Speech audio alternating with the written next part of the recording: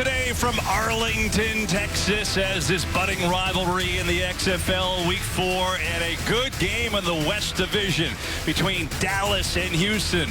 The Texas Throwdown is what they're calling it. Two good teams in this XFL ready to go. Hey, let's go today, baby. You know who runs Texas? It's Dallas, baby. Let's go. 706, 8th time. We own this.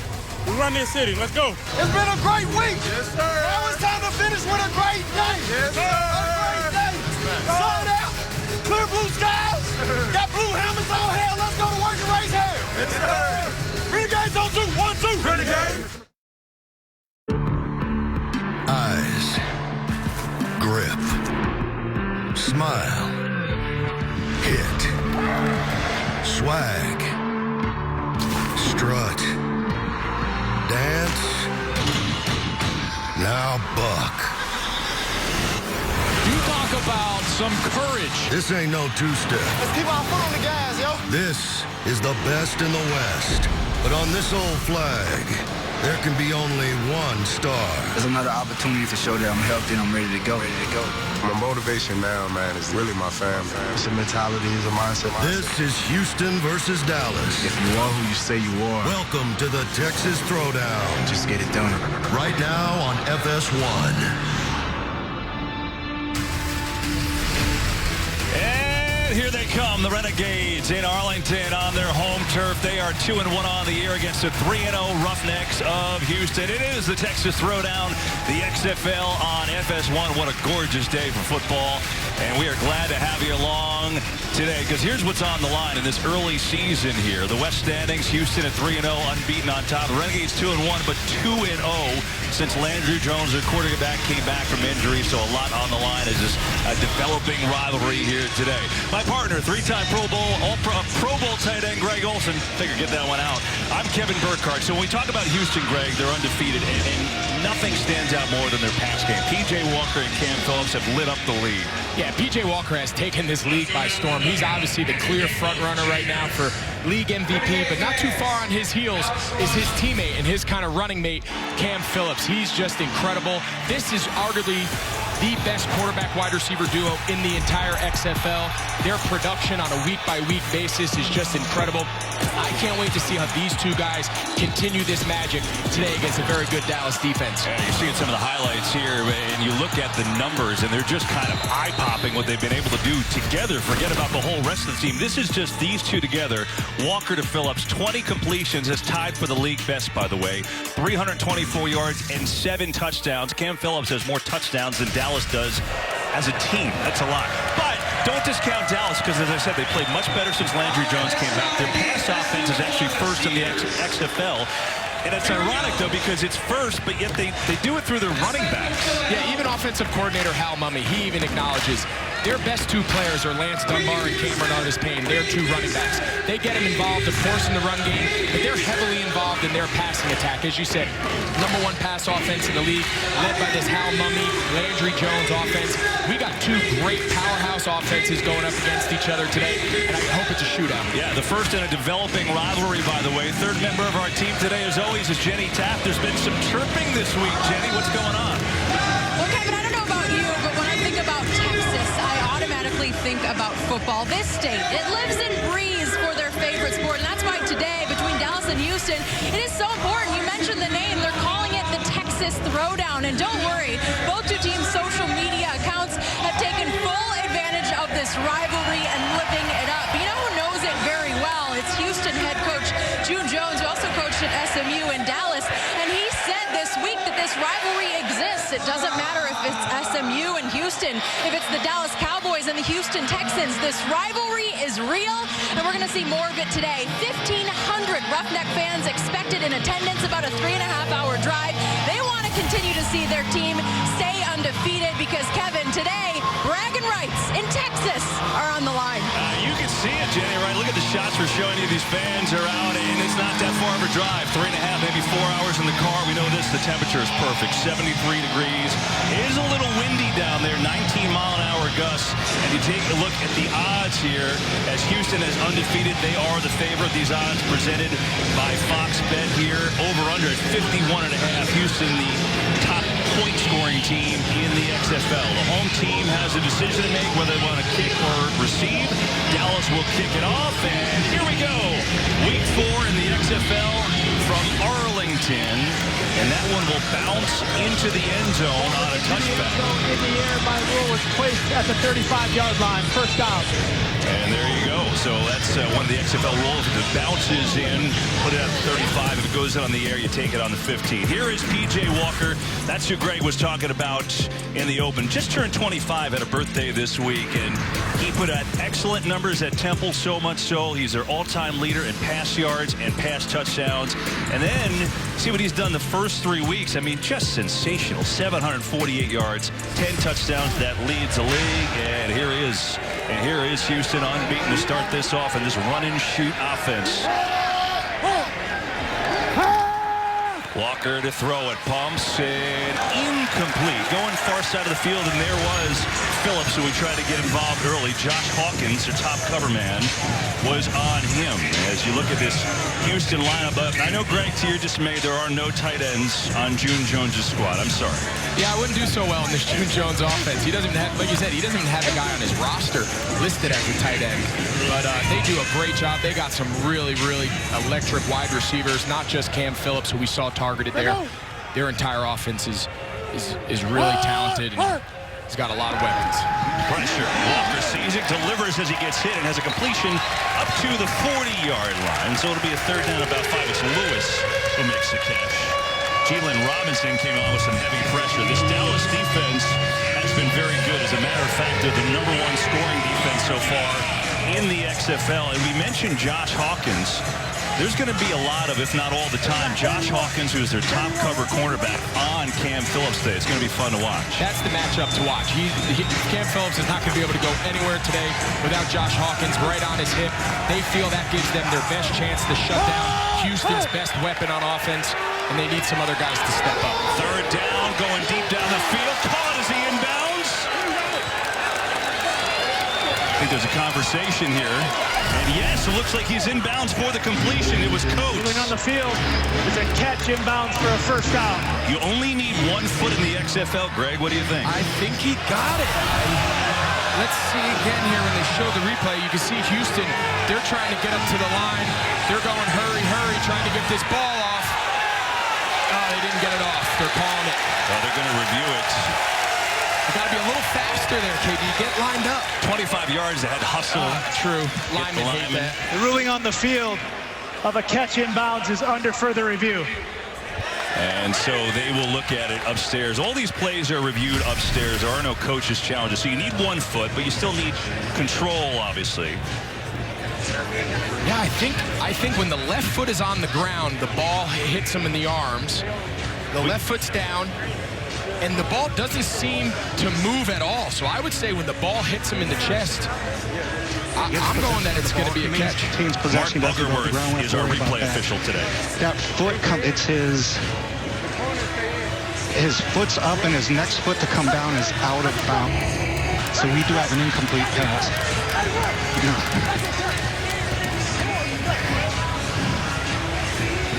Yeah, because his other foot is off the ground. I just want to make sure. I want to make sure his foot's off the ground when he catches it. It's up. Yeah, his foot's up. So we're going to go to incomplete pass, and we're running anyways, Brandon. So we're not going to do anything with the clock. Perfect. Just need the previous spot. Yeah, let's go back to the previous spot. Is it?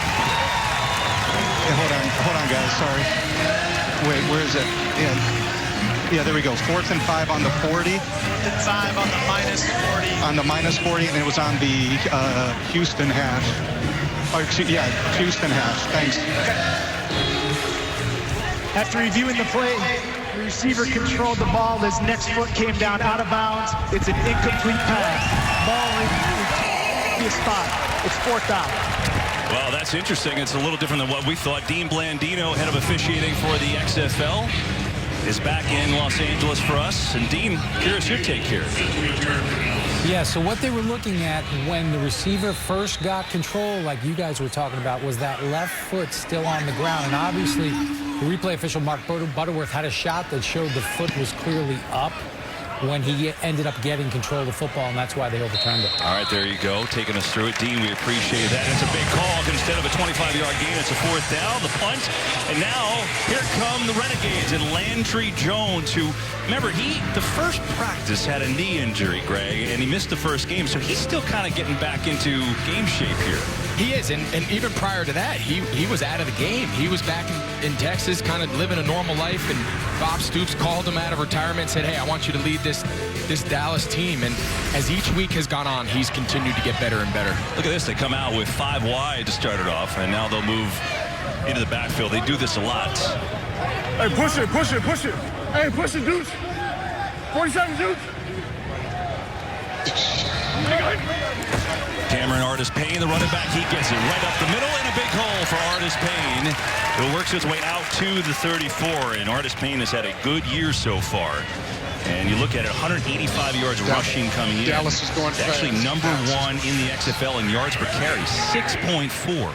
Yeah. He's a guy I saw up close and personal. 4 years. He was a teammate of mine in Carolina, and he just seemed to always be behind a really good player, and he never quite got the reps he deserved. And every time he played, he produced like he has this year for Dallas.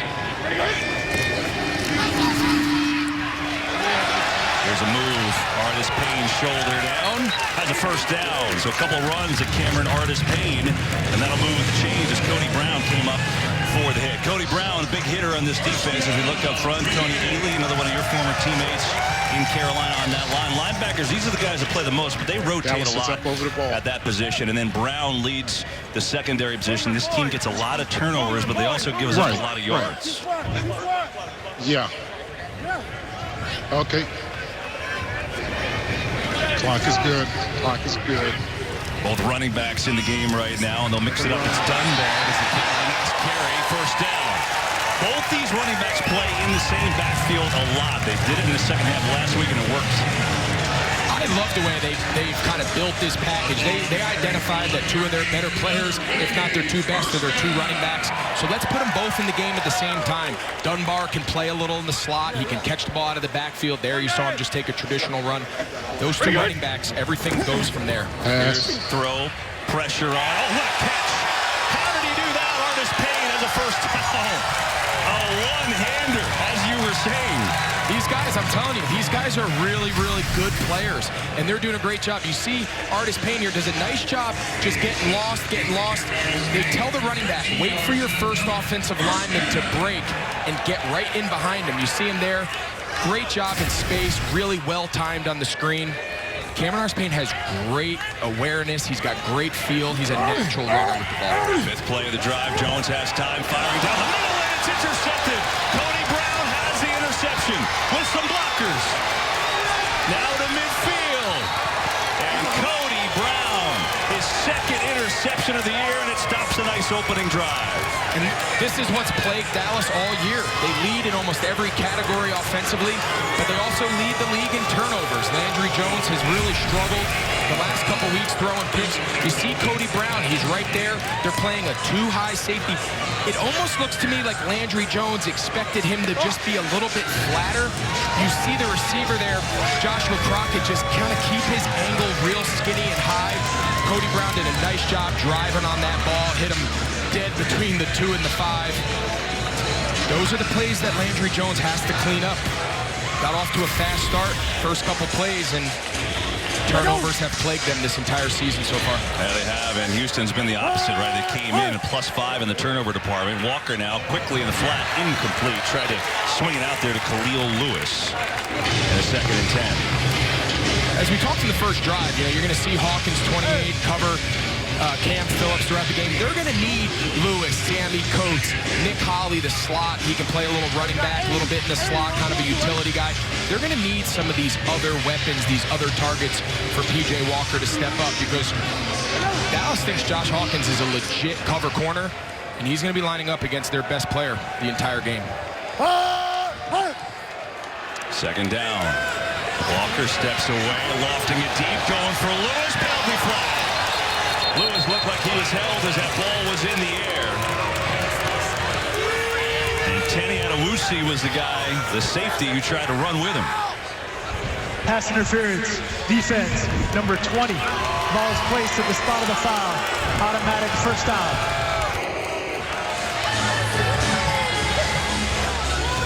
I think if he doesn't grab him there, KB, it's probably a touchdown. Lewis is over the top. Yeah, it doesn't look like a ton from there, but in live action, it seemed to me like he really grabbed him, caused Lewis to kind of stumble and lose his stride. Because if not, that's probably 6. A 28-yard penalty is what it is. Walker on the give. It's Butler. And not much. And, you know, with all these weapons and all the downfield running game, Butler's the guy that kind of sneaks up on you. He has. And last week, he didn't have a ton of touches. You know, it's 7 carries, but over 10 yards a carry. I mean, this is a guy that when they do mix in the run, June Jones's philosophy, very similar to Hal Mummy on the other sideline. We are going to pass the ball to set up the run. And James Butler is the perfect guy for that role. Doesn't get a ton of touches, but when he does, he really makes the most of them. I expect him today, as the game goes on, for them to continue to put him as part of this action here. Second down, 4-man rush. Walker incomplete. Nick Holley was the guy closest. Why don't we take a listen into June Jones on the play call?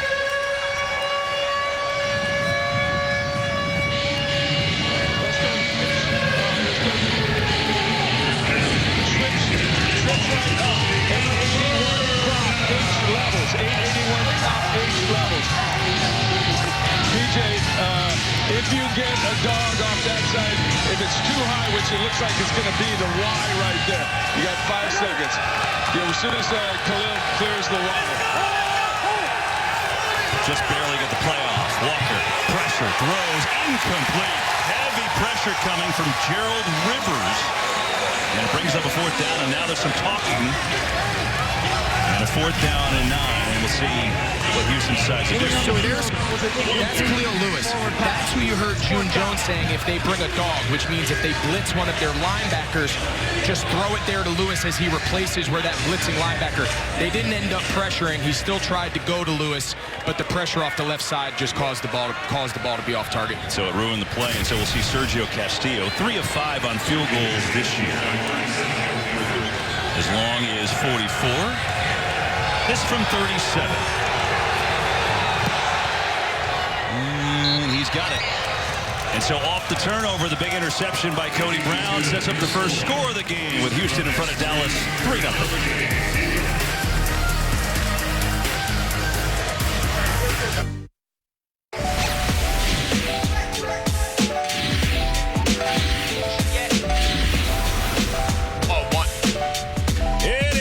Texas Throwdown, the first of what should be a fun rivalry here in the XFL, and there's well, it's been throwing down all day today. The Renegades out in full force, and their fans, the Roughnecks, as Jenny told you earlier in the game, what, 1,500 of them traveling up. It's actually a cool thing they did as part of a season ticket package. You get one game in the opposite stadium in Texas, kind of promote the rivalry. So this one started off with a turnover, an interception by Cody Brown. The Roughnecks turned into a field goal. Here's Austin Walter on the kick return out to the 30.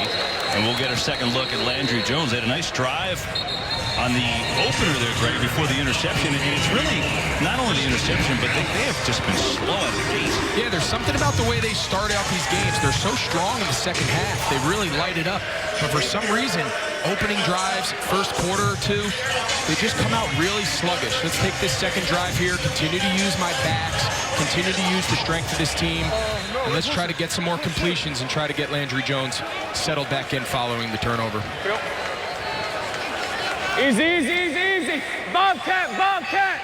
Bobcat Yoda, Bobcat Yoda. Bobcat Yoda. Double duel, double duel. Double duel. I'm saying double duel. It's typically a protection. Yep. Jones against the blitz. Gets it out to Artis Payne. Makes the catch. And a nice positive gain. He's got 6 yards on first down. There is Side zone. Hal Mummy. Or take what you like if they're going to blitz us.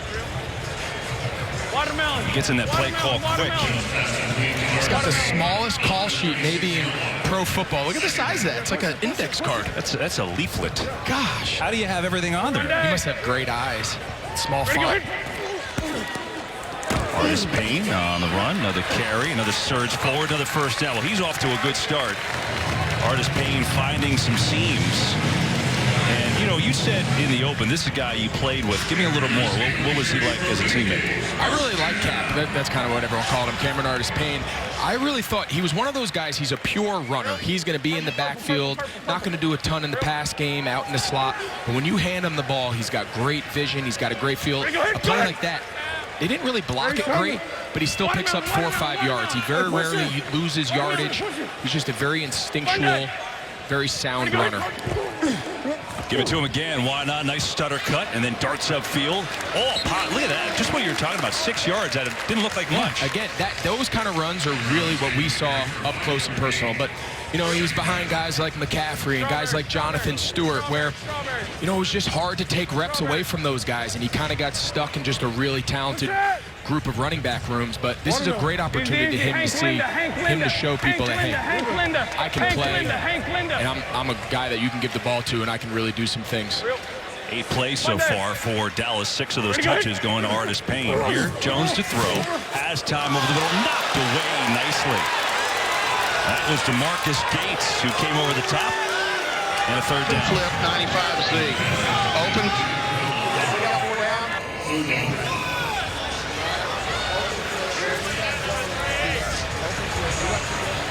Landry, we got 2 downs here. 4 down, 4 down. 4 down. Don't have 2 downs. Hey, hold. Hey, 40 seconds coming. So he originally told him we got 2 downs, and then he called it off, so it almost seems like they wouldn't go for it here on 4th down, when the original message is that they would. Yeah, interesting. Here he loads up and fires it. He's got a completion to Flynn Nagel, who's done a great job over the middle of the field for this team. Down to the 39 for Nagel. It's a hookup of 15. Yeah, it didn't end up mattering. You see Flynn Nagel here off the left side of the screen. He just comes and finds that soft part of the middle. 2 high safeties up top. There's just nobody here in the middle of the field. Just slows down. Great job by Landry Jones protecting him by throwing the ball behind him to prevent the big hit. It's a good 3rd down pickup there by Landry to just kind of get settled in here again. So on 1st down, blitz coming, quick throw, and it's intercepted again. Dietrich Nichols has it, and another big return.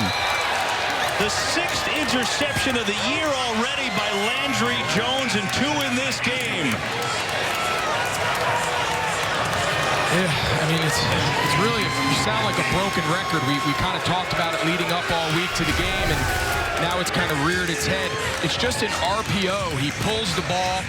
Not sure if it was the right read. It seemed like Ferguson was pretty well covered, but a ball that gets deflected in the middle of the field 9 times out of 10 becomes a pick.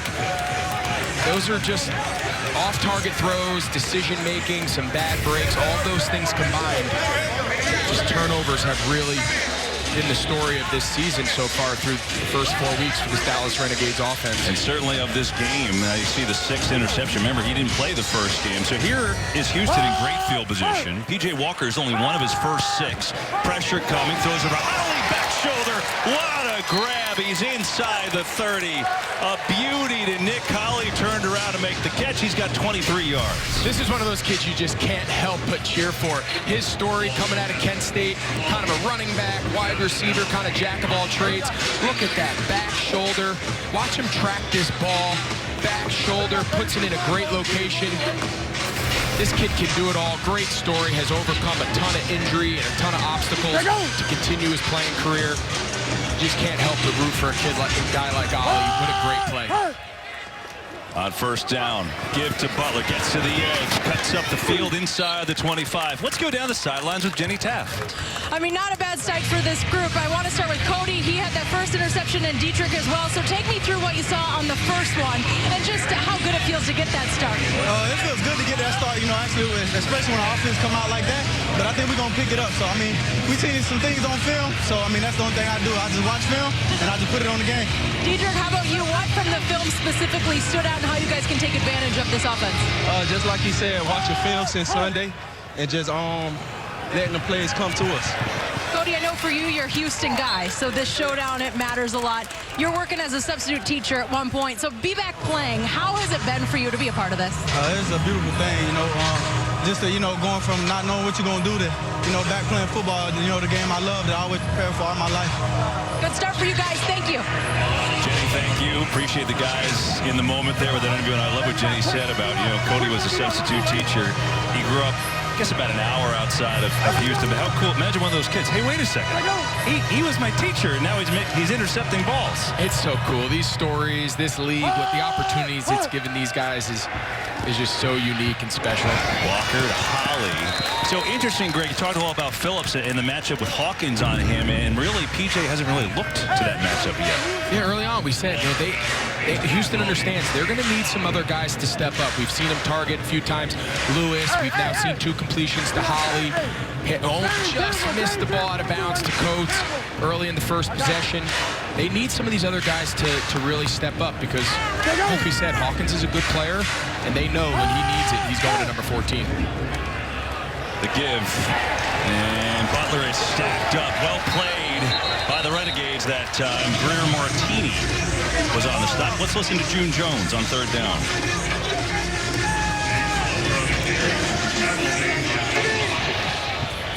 Trips left up, 861 divide, Z fade. Trips left, 861 divide, Z fade. We got the dog picked up to your right here. Okay. So he's letting them know if they blitz to the right, you're protected, but you're not on the left. So if he gets pressure off this side here, he's got to protect himself. They drop out. So it's just great communication between June Jones and his quarterback. He really gives him a clear picture pre-snap so that way when the ball is live, he can just react.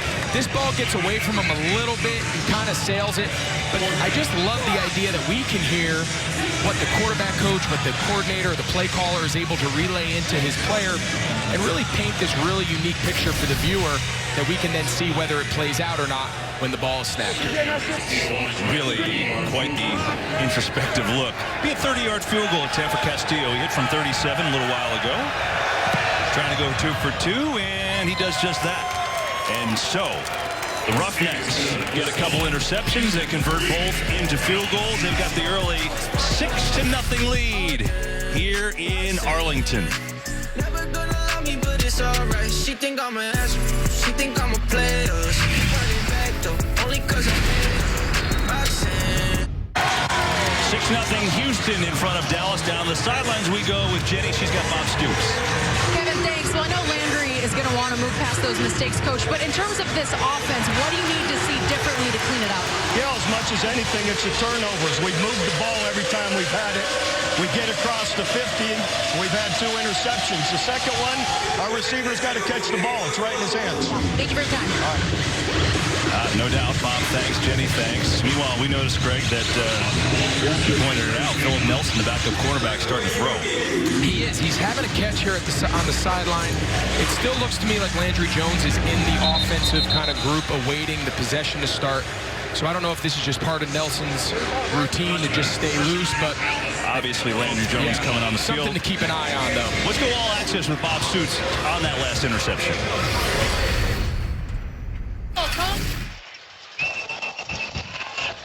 No. Oh, my gosh. Well, I don't know why he's throwing it. The guy's all over him. There you go. So it kind of puts blame on both parties there on the decision and on Jazz Ferguson for not hauling in. On the RPO, goes nowhere. Houston all over it. Yeah, I think in his interview with Jenny, I think he was trying to support his quarterback. I think in real time you saw his kind of natural reaction, which was kind of the reaction we all had. He wasn't open. Hand the ball off, live the play, another snap. But I give him a lot of credit. Landry's his guy. He's going to go to bat for him. His receiver could have put his hands up and tried to catch a tough contested ball, but he knows that's a ball he can't throw. On the give, Artis Payne right up the gut, works his way to the 40. Quick pickup of 5, and here comes 3rd down. So Artis Payne has had a nice start to this game. They've gone to him a lot. That doesn't been the problem. 6 carries, 26 yards. 3rd down and 5. Hey, go. Monday. Very good. Give it to him again. Little stutter to the outside. Artis Payne making it happen, but hang on. Penalty flag back at the line of scrimmage. Yeah, typically when a running back starts inside and then bounces it, one of those Lineman on the outside can't help but grab a jersey. We'll see what they call. Holding. Offense number 65. 10-yard penalty. It's third down. It's on Alex Balducci, the right guard. Yeah, you see, this is like an inside zone here. You see him here, right guard. They hand the ball off, and Artis Payne kind of starts right at him. And when he runs away, just loses leverage, and he just tackles the guy. Sometimes linemen expect a running back to hit it in a certain area, and then the defense reacts to the new path at the back. And they end up just grabbing him. And you saw there, pulling to the ground. 3rd and 15. Roughnecks run a stun. Jones intercepted again. It's Nichols for the 2nd time today. Landry Jones has 3 interceptions in the 1st quarter.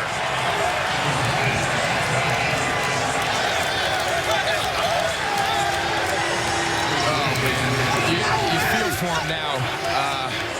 He came in, when we talked to him, he understood it. He knew this was something he needed to address. He thought it was something that would just work its way out. You see him here. Nichols is playing in the slot, and he just comes right underneath that curl route. Landry Jones just doesn't even see him. It's just the zone. They're taking deep drops. Just drop that ball off underneath. Let your runner, just let the receiver run with the ball after the catch.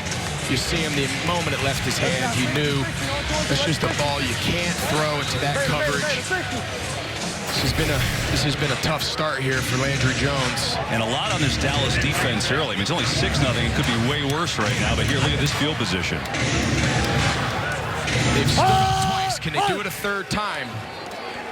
Walker. Over the middle, there's the first one to Phillips, who's got 9 yards on the catch. He's had back-to-back 3 touchdown weeks, and there is Nichols. 2 interceptions today, 3 on the year. This defense has come to play today. You can see the guys, they're having a lot of fun, as they should be. You have 3 picks in the 1st quarter. Tell everybody that'll listen. Enjoy it, man. Those days are hard to come by.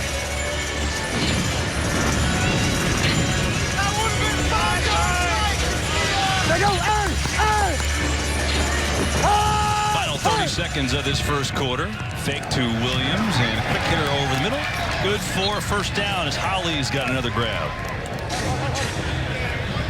See P.J. Walker there telling his guys, hurry up, get lined up. He obviously saw something there with the RPO, pulled it. Holly there in space to pick up a very simple 1st down. Hey, let's get rolling, man. Let's go. Walker kind of said in a little bit different language than us. They've had 3 turnovers. The first 2, they've kind of stubbed their toe a little bit, settled for field goals. Yeah, everything going Houston's way. It's only 6-0, though, after 1.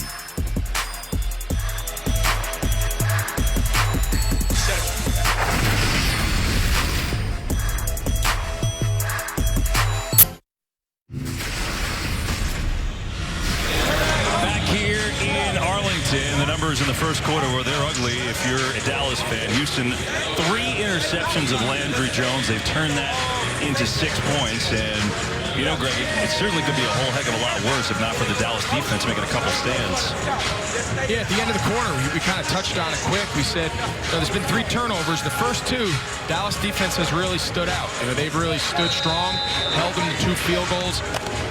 If they can do it a 3rd time here, the sideline would come to life. I mean, you talk about your defense just having your back and bailing your offense out. If this game is 9-0 max after the first 3 turnovers, I think Dallas is thrilled. On 1st down, blitz coming, knocked away. The Dallas sent the blitz that time, and Gerald Rivers got his hands on it.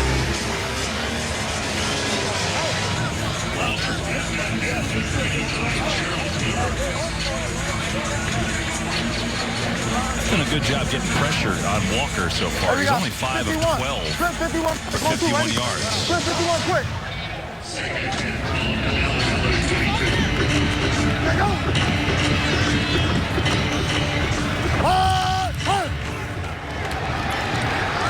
Walker looks set. Lewis has the catch, turns on the speed inside the 10. Khalil Lewis with the catch and run. It'll be a 1st and goal. See Lewis right here is just in the slot. He just runs a simple flat route. The outside 2 receivers just run little slants. Causes just enough rub there to 58. Asante Brown just can't get through the outside receivers and cover his flat assignment. It's an easy pitch and catch. Great run after catch. Lewis is one of those guys we touched earlier in the broadcast. Is someone they got to get him rolling, take some pressure off Cam Phillips.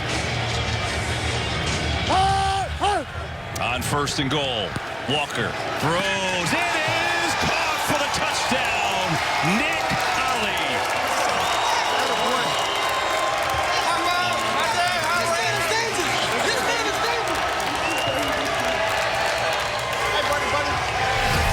You hear him say, this guy is dangerous. He's in this 3-man bunch here. He just crosses face. I mean, he doesn't do anything spectacular there. He really just crosses Donatello Brown's face. Great ball, goes down and secures it. This guy could play running back. This guy played quarterback in college. Now he's playing kind of a hybrid wide receiver. June Jones said when we got him, when we drafted him, we just kind of thought he was a running back, and we'd figure it out. And then we got him. We said, this guy runs great routes. He's more of a slot receiver. And now we've seen here through the first quarter and change, he's really being used in that capacity for this offense. Roughnecks going for 3 here. Walker gonna take off. Is he gonna get there? Yes, he is. What a move for 3 points for the Roughnecks. Wow. I didn't think there was any way he was getting there when he initially took off. If you're Chris Woods, this Renegades defensive coordinator, I'm not sure what else you can do. You got a great coverage on. Everybody's covered. You just don't account for the best athlete on the field being the quarterback. I mean, they got everyone. You see it here from his vantage point. They kind of just drop out. They only rush 3. They got 8 guys in coverage. And he's got it. I mean, he's just the best athlete on the field. You see T. Scales has a chance to tackle him, but he really has no chance. This guy's electric with the ball in his hands, run, pass. This guy's pretty unique. It's like Iverson one-on-one, crossover. See you later. No shot. Down to the field, back to Jenny. All right, your defense got things going for you guys, but hey, how about that for the offense? Finding Nick, and then you get the 3 points there. So just take me through everything in that play, how it developed for you. Which one? The one to Nick? Yeah, both. We game plan for, saw the zone. You know, Nick did a great job running that route. O-line did a great job protecting. You got to fit it in the window. And then your second 3-point conversion there. I mean, those feel extra special. Yeah, they do. They don't get an opportunity to get 3 points on offense like that besides the field goal, you know, so it just feels good. Continue to do your thing. Thank you. Jenny, thanks. PJ, very cool to do that right after that electrifying run, and everything has gone right for Houston so far, except for maybe this. Wow! The kick goes out of bounds, so Dallas will take it on the 45 going in. That happened in the game yesterday, too. We really haven't seen it happen too much in the XFL, but that's a huge change of pace. And so finally, Dallas can take advantage of a Houston mistake because the Renegades have made plenty. 3 interceptions. Second one off Jazz Ferguson's hands, and then this one, Greg, you said it, just didn't see the defender in the zone. Yeah, he just threw it right into his chest. Nichols was all over it. Landry Jones, but he can't overreact right now. This entire Dallas offense, Al Mummy, Landry Jones. It's a 15-point game. You've gotten off to a disastrous start, but it's the second quarter. It's a 2-score game. With the way people score points in this league, you're fine. You can't overreact. Try to find your rhythm and get back into your game plan. And look where they start. That's the penalty in this league for kicking that ball out of bounds. A fake to Dunbar, get it to Ferguson, who just fell down.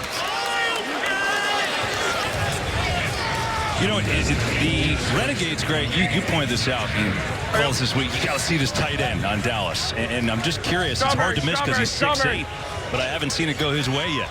Yeah, I think a guy, we've talked a lot about the backs. See him right here. He's the biggest guy on the field, number 49, Donald Parham. This guy is 6'8", 260 pounds. Last week, they clocked him at 21 miles an hour on his touchdown. I mean, this is just a different type of body type, a different type of guy. Landry Jones talked about, I kind of had to get used to throwing him the ball.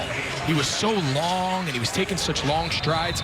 But I'll tell you what, the last couple weeks, they've kind of figured it out. He's a special, special talent. They just got to kind of fine-tune him a little bit. Yeah, he's only got the 1 target today. That was a play where Gates kind of reached over him and knocked it away. Meanwhile, Coney Ely is injured for Houston. the defensive end being looked at by the training staff. Well, you are familiar with a lot of guys in this game. Few of your former teammates with the Panthers, and he is one of them. Had one of the great Super Bowls ever. I mean, my goodness. Yeah, we're a offensive performance a little better than brutal in the Super Bowl from him being the MVP. I hate to see him. We've talked a lot about Cap on the other side getting off to a good start. It's nice to see Coney get back on his feet, kind of walk. Looked like they were looking at his shoulder or something in his upper body, but looks like he's going to be all right. Really talented player. You know, kind of lost some opportunities here and there, kind of had his struggles, but the guy can play. And yesterday Ted Cottrell talked about just he's an elite talent. They're just trying to kind of hyper-focus him in the right direction, because when he's going the right way.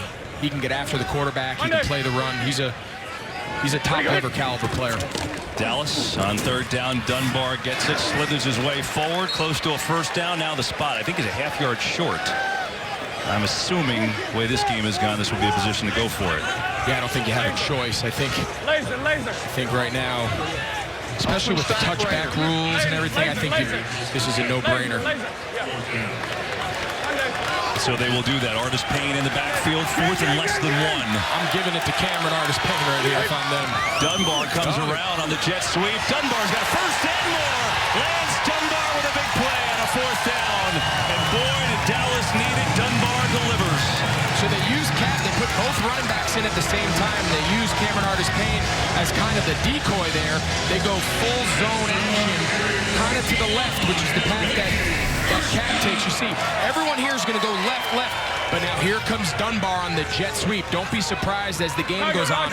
They use that Dunbar jet sweep, and they just run a more conventional run game with Artis Payne. So it's almost like you're showing that, and then later you do the opposite, right? It's a nice fourth down call there by Hal Mummy.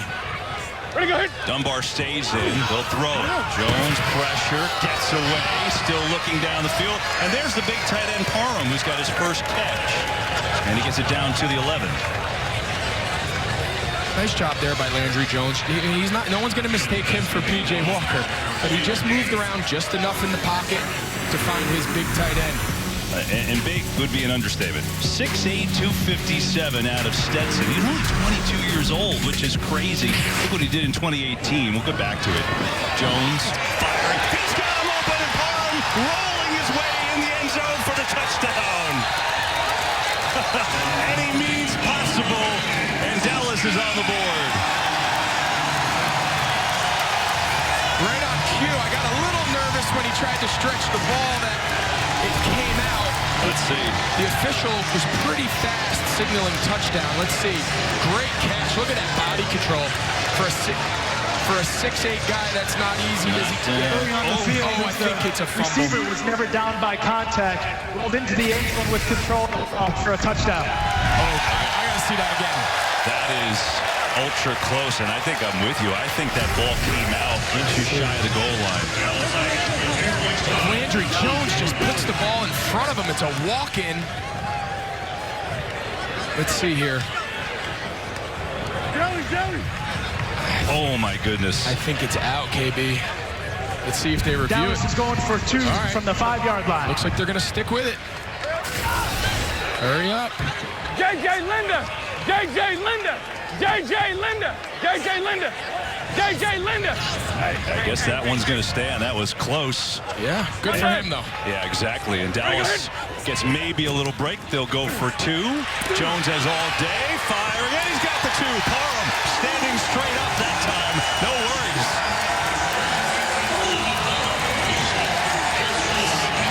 6'8" in the red zone. That's a quarterback's dream. What a great response from this Dallas offense. And it all started now. We see a three-man bunch now by Dallas. And you see Parham. He just runs, and he's just going to say, I'm big. I'm going to get in the back underneath the goalpost. You're going to put it high and outside, and I'm just going to go track it. Not a real sophisticated scheme there. That's just realizing your personnel. I mean, look at the size of him. And his ability to run. You saw him the touchdown, reaching behind him, twisting, catching that ball in his hands. People don't understand or appreciate how hard that is. let alone to be 6'8". I mean, really impressive. And so, the 12-yard touchdown to Parham, and then the 2-point conversion. To give you an idea just how big he is, look, tight ends are all big, including the one I'm standing next to. But this guy stinks right here. Yeah, right, whatever. Get that guy out disagree with that. But look, Gronk, who we all know is a monster, 6'6", and weighs a little less. You're 6'5", you're a big man. 6'8", nearly 260 is what Parham is. Now on the run back. Here comes Houston and Jane Harris with a good return. But new life for Dallas after that kickoff went out of bounds. They take advantage. They did, and those unforced errors kill a team. You lose all your momentum. Yesterday, Ted Cottrell said he wished he had a Houston Rockets basketball player to come in and kind of simulate Parham running up and down the seam. Little did he realize that was going to play out today. I know one person likes it. That's Landry Jones, is with Jenny. All right, Landry, the turnaround for you. Look, I know there was frustration, but having that touchdown, finding Donald again and then finding him for the 2 points, just what went into the change round and what were you telling yourself? Oh, you just got to keep firing, you know, something like that. I mean, 3 picks on your first, basically 3 throws kind of sucks. But it's only 15-8. We're only down by 1 score, so we got to just keep playing. Love it. All about what you do now. Thank you. Yeah, seriously. Yeah, we got a game. I like it. Landry, a little sigh of relief. Jenny? All right, so let's bring in Dean Blandino. Dean, the play to Parham, maybe Dallas got a little break, but I don't know. What did you see? It was very close on that goal line play. It was close. 2 things. Did he catch it? He did, and now he reaches the ball out for the goal line. But to me, you look at this shot, and this is a great look. It's not obvious that he clearly had control when the ball broke the plane. The play should have been stopped for further review. We got to take more time and look at that. And again, it has to be obvious to confirm it, and it's just not obvious. All right, Dean, appreciate that.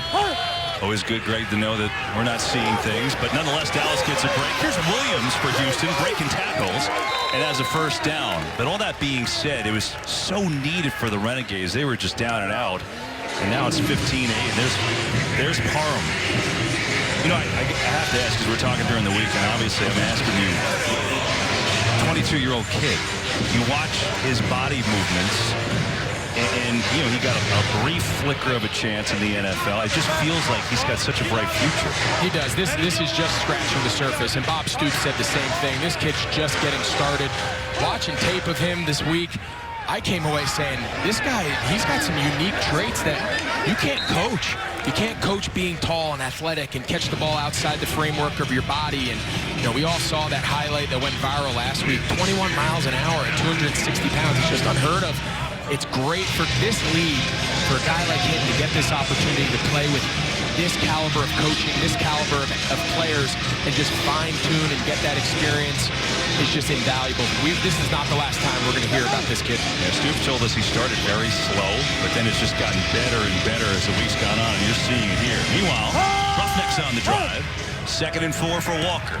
Blitz coming, gets it out in the flat. Lewis has another one, and nice hit. He's going to be stopped a yard short of a first down. Donatello Brown with a solid stick out of the secondary.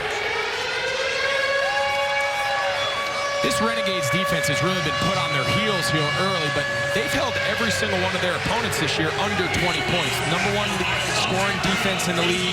I know they've given up 15, but obviously there's some extenuating circumstances to that. But they've held together against a very good Houston offense today, and that's really been the story of the whole season. Roughnecks 0 for 3 on 3rd down. It's Chris Woods in there, encouraging. Walker. Pocket collapsing. How in the world did he get to the first down marker? But there's a flag, so maybe it won't count. He just kind of slithers his way, and next thing you know, he's got 5 yards, but see if it's coming back. Holding. Offense number 79. 10-yard penalty. It's still 3rd down.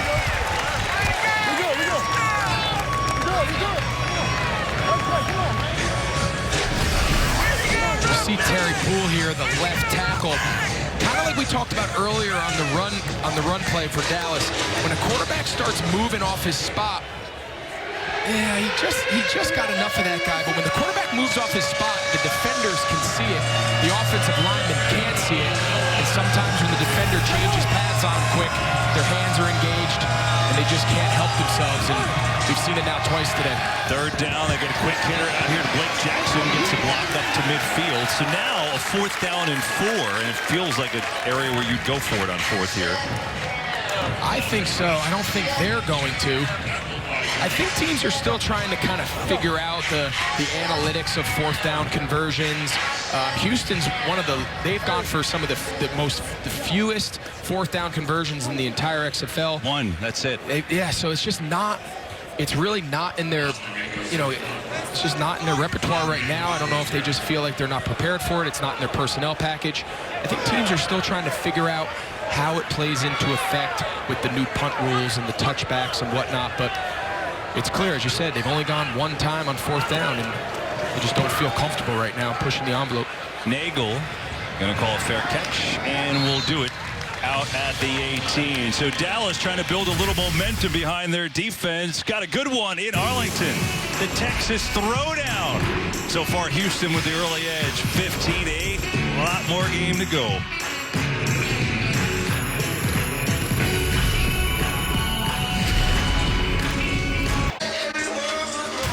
Well, we got one more XFL game on the weekend when we're done here. Flip it on over to ESPN2. Cardale Jones looking for a little redemption. A tough one last week. He and the DC Defenders take on the Tampa Bay Vipers, 7 Eastern. That'll conclude the weekend, week 4 in the XFL, but we got a long way to go in this one. Good start. Well, I guess it wasn't if you're a Dallas fan, because Landry Jones threw 3 interceptions, but give credit to him in the offense. They got it back. Touchdown, 2-point conversion, and now they're back at it on offense. They'll start this drive on their own 18-yard line with Cameron Artis-Payne in the backfield. Houston shows blitz. Going to try and set up a screen, get a good block. Payne. It looked like that was going to go even farther than it did, but it ended up going about a yard. So it was well played by Gates and Lewis, couple linebackers for Houston. Yeah, Gates is really the guy that sets the tone for them on defense. He's their leading tackler. I mean, this is a guy his entire career back at Mississippi, and 3 years in a row led the SEC in tackles. Last year the AAF was leading the league in tackles. This guy can just find the ball.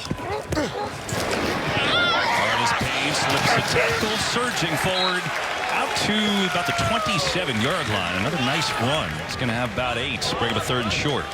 And just as I say that, you see Gay kind of pounding his chest saying, that's on me.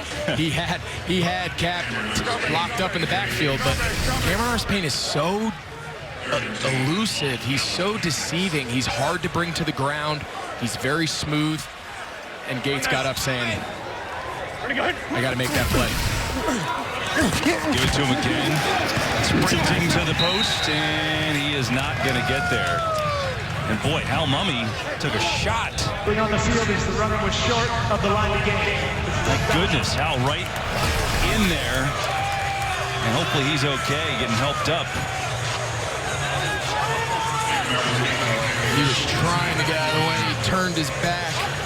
Just had nowhere to go. Hopefully he's all right. Goodness, Hal's got a bad back too, so he's tough. He's a ball coach, though. That's a couple hairs out of place, but he's all right. That's a football guy through and through right there, man. They're more embarrassed than they are hurt, right? Those guys take a lot of pride in being tough. They don't want to be helped up. He's old school. But Houston defense has the job on 3rd and short. Good high punt. Mobley drops it, picks it up, and there's nowhere to go. Nice job by Drew Galitz on a punt with no return. And Houston backed up in their own territory. That's where we'll get a chance to say P.J. Walker one more time. Never know what he's going to do. Roughnecks in the lead.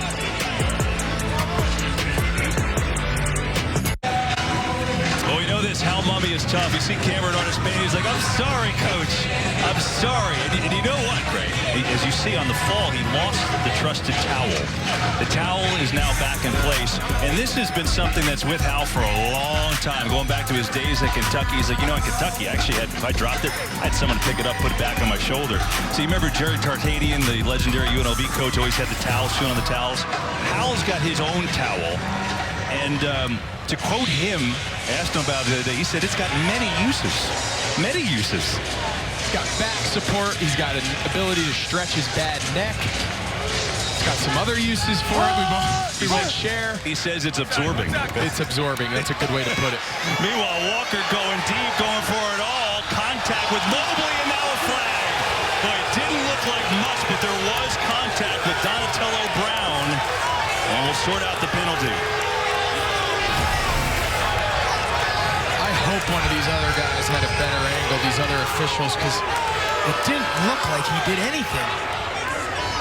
He just fell down, KB. I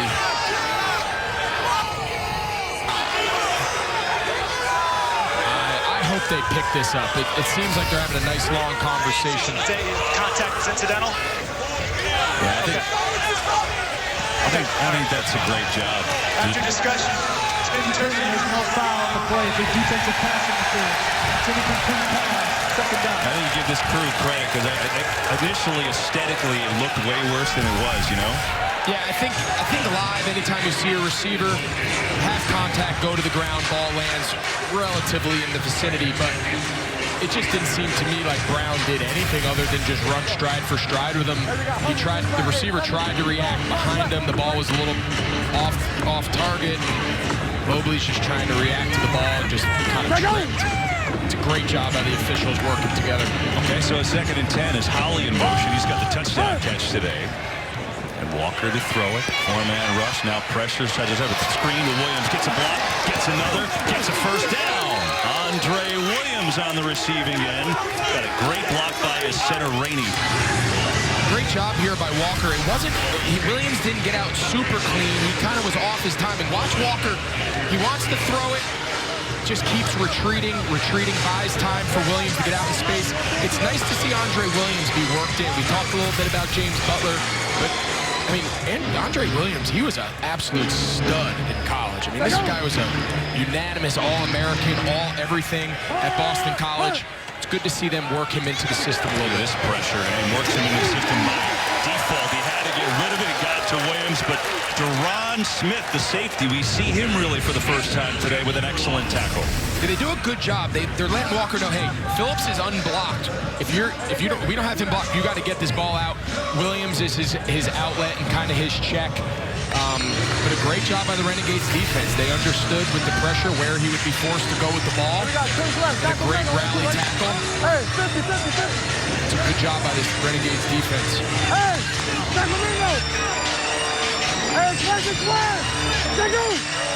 On 2nd down, another quick hitter. They get to the far side to Holly, who slips his way up to the 40.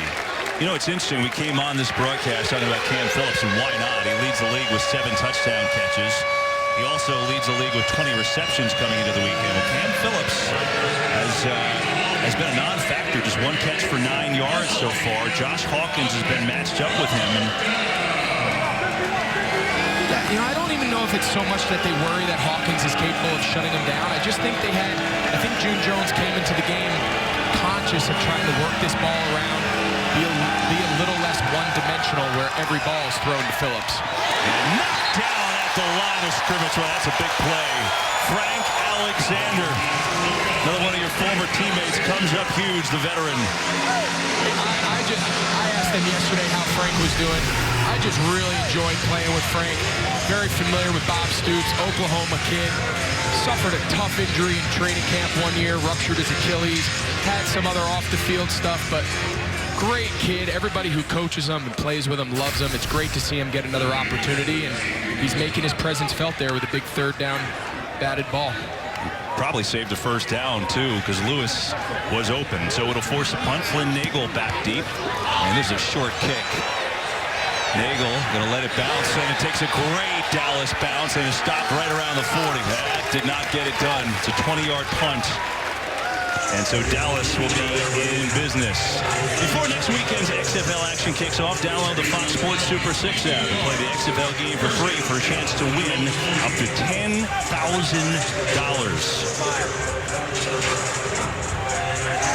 So all that's gone on in this first half, where it seemed like at one point the score was about 40-0. It's only a 15-8 game, and Dallas with great field position to start the drive.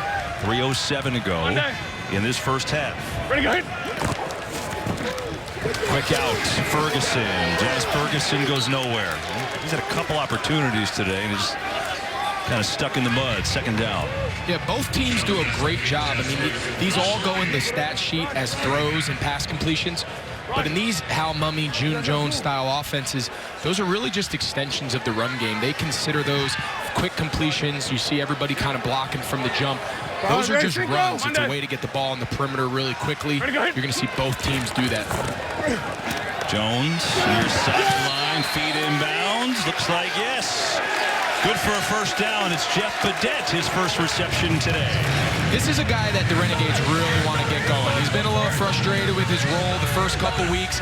He's a guy that they think can really do some things to complement the tight ends, Parham. We got a flag again.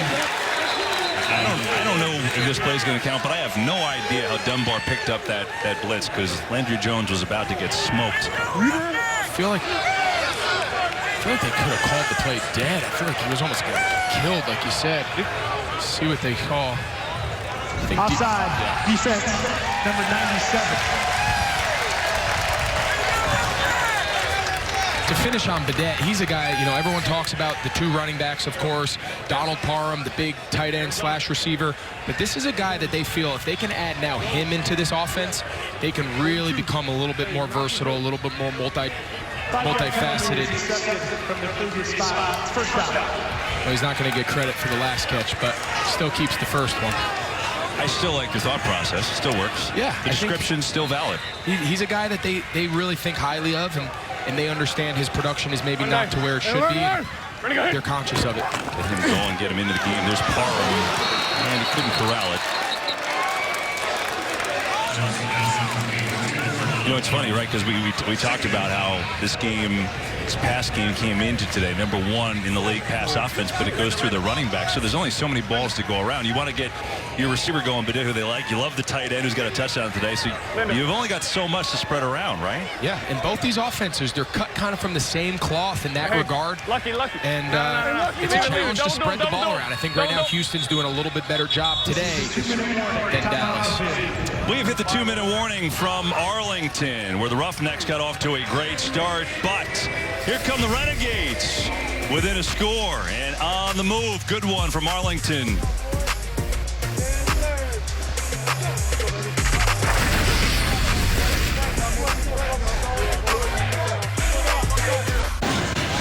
Well, it couldn't have started much worse for Landry Jones, but to his credit, it's gotten back on track. You see the second quarter, he's found a little rhythm. He got his team into the end zone, and we got ourselves a game. It's 15-8. All right, here you go, Landry. With 2 minutes to go in this first half. Comeback period in the XFL, so the play clock will stop after everything before it rolls again after 5 seconds runoff. So really got a chance to take your time. Each team has 2 timeouts, too. On second down. Jones over the middle, and he's got a completion. There's Parham, and he's got a first down.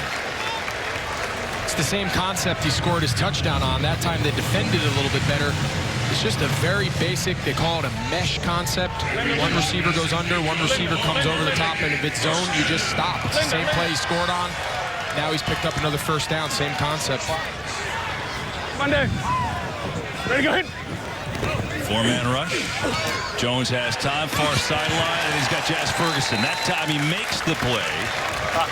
And Ferguson gets up to the 31. Second down. Here you go. New Mexico. It's funny to see them not in a real sense of urgency with these new timing rules under 2 minutes. They have a ton of time. Clock doesn't start for a little bit after each play. It's Monday. much different than people are typically used to seeing under 2 minutes. It is unique. Here's Dunbar. He's got the first down, and again, time will stop here. So we got all day. Let's listen to Hal Mummy. Hey, don't back up.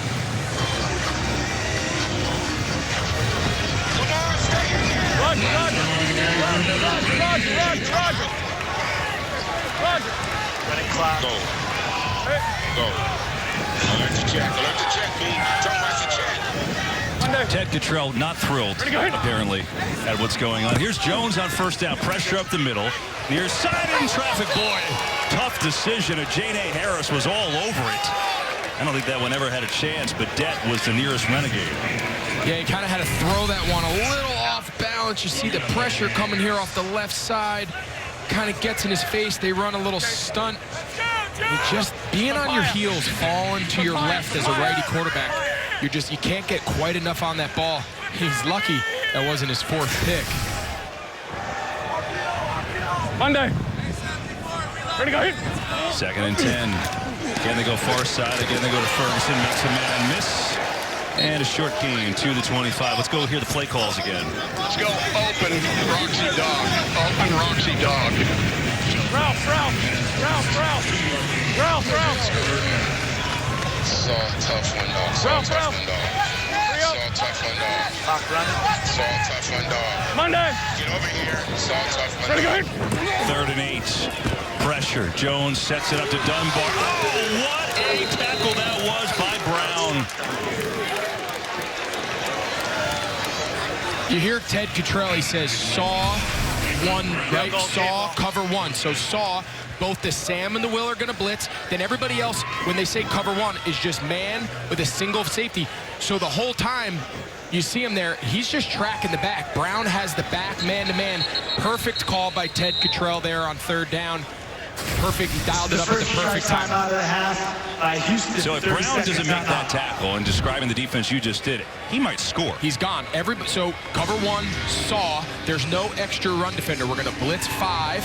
We're going to bring Sam, Will, all 3 D linemen. Then everybody else is just matched up man-to-man. Brown's got the back. That's a tough assignment.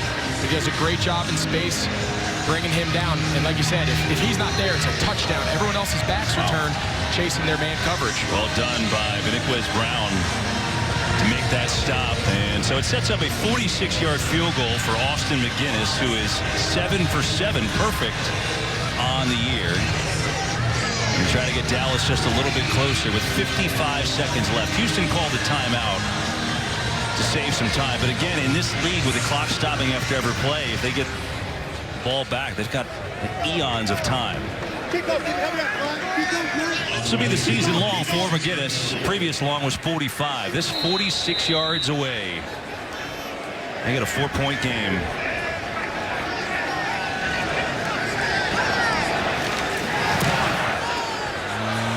McGinnis is up and through. Kicked that one to the stratosphere and came on down where we're supposed to, and it's a 4-point game.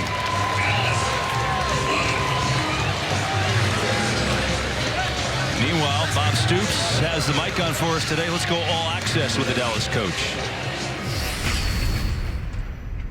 Huge game for us, all right? Let's make sure we're earning it, fighting for it every damn snap, right? Oh, Flynn. All right.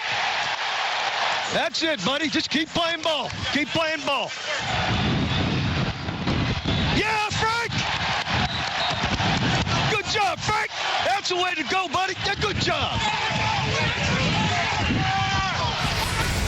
You know, we're talking to Stoops the other day, and said, are you enjoying this? You know, it looks like you're enjoying it. He said, you know, I don't know. The cameras caught me with a smile, and I'm not sure I had one any other time during the game last week. He didn't sound happy that people thought he was having fun. I think he wanted his old kind of mantra to be the grizzly old ball coach, but it does appear that he's having fun. I mean, that was a little insight right there, cheering his guys on, being super supportive of Landry, who struggled early, you know, meeting him halfway on the field, pumping up his old guy, Frank, that he had. It does seem like he's having more fun, and he might not want to admit it, but... I think Landry Jones said it. He said, well, I think it's different. He had 17 and 18-year-old kids. Now he's dealing with older, mature guys that have families, and it's a little less... I'll have to go on the recruiting trail. Here is the kick return taken by Lewis, and penalty flags fly on the play. With 45 seconds to go in this first half, and we'll sort this out. Not sure if it's the wind or what, but both teams have seemed like they've struggled kicking off, right? Yeah, they have. Seen have. a ball out of bounds. That ball barely reached the 20. It was winds gusting to 19 miles an hour before, and it's been a windy couple of days here in the Arlington area. During the return, holding, receiving team number 15. 10-yard penalty from the spot of the foul. It's first down, Houston. So Houston will have a way to go. Gives us a second to tell you that the heavyweights will be back on Fox Adam Babyface Kovnatski putting his undefeated record on the line against the Nordic Nightmare, Robert Helenies. The Battle of Brooklyn begins Saturday at 8 Eastern on Fox and the Fox Sports app. Forward to that. Look at that flag. It is gusting here today. So 45 seconds to go. One timeout, but the clock stops after every play for Houston. Butler is back in the game at running back. Missed a series or two. Give it to him right at the middle. Huge hole. James Butler. And that's a good start to this drive out to the 27. Yeah, like you said, these timing rules allow you now, with only one timeout, traditional timing rules, you wouldn't expect to see a run get tackled in bounds. But here, stopping the clock, you really have your entire playbook at your disposal. Walker, four-man rush, some pressure, buys time, points deep, throwing across his body. That was an insane throw, trying to get it to Phillips, and it was incomplete. Yeah, I think June Jones just held his breath a little bit there. I know I did. The crazy thing about Walker, he's such a good athlete. We saw on the point after conversion, making that guy miss. He's so smooth. When he runs, he's running to look to throw the ball. You saw him there. He could have gotten a couple yards and gotten out of bounds. Some of their biggest plays on the year have been him moving, him scrambling, eyes down the field, looking to let it rip to a guy, scramble drill or breaking off his route. That one was a little dangerous, but he got away with it.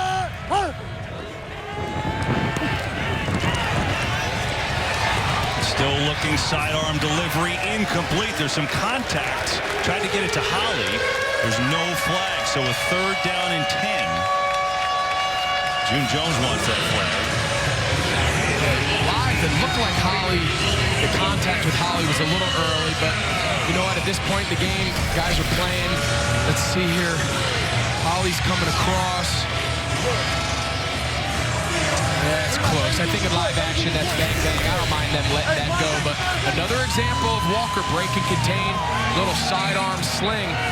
And if there's no contact there, that's probably a completion. Dallas calls a timeout because they figure, hey, if they can make a stop here, they can have at least a play or two.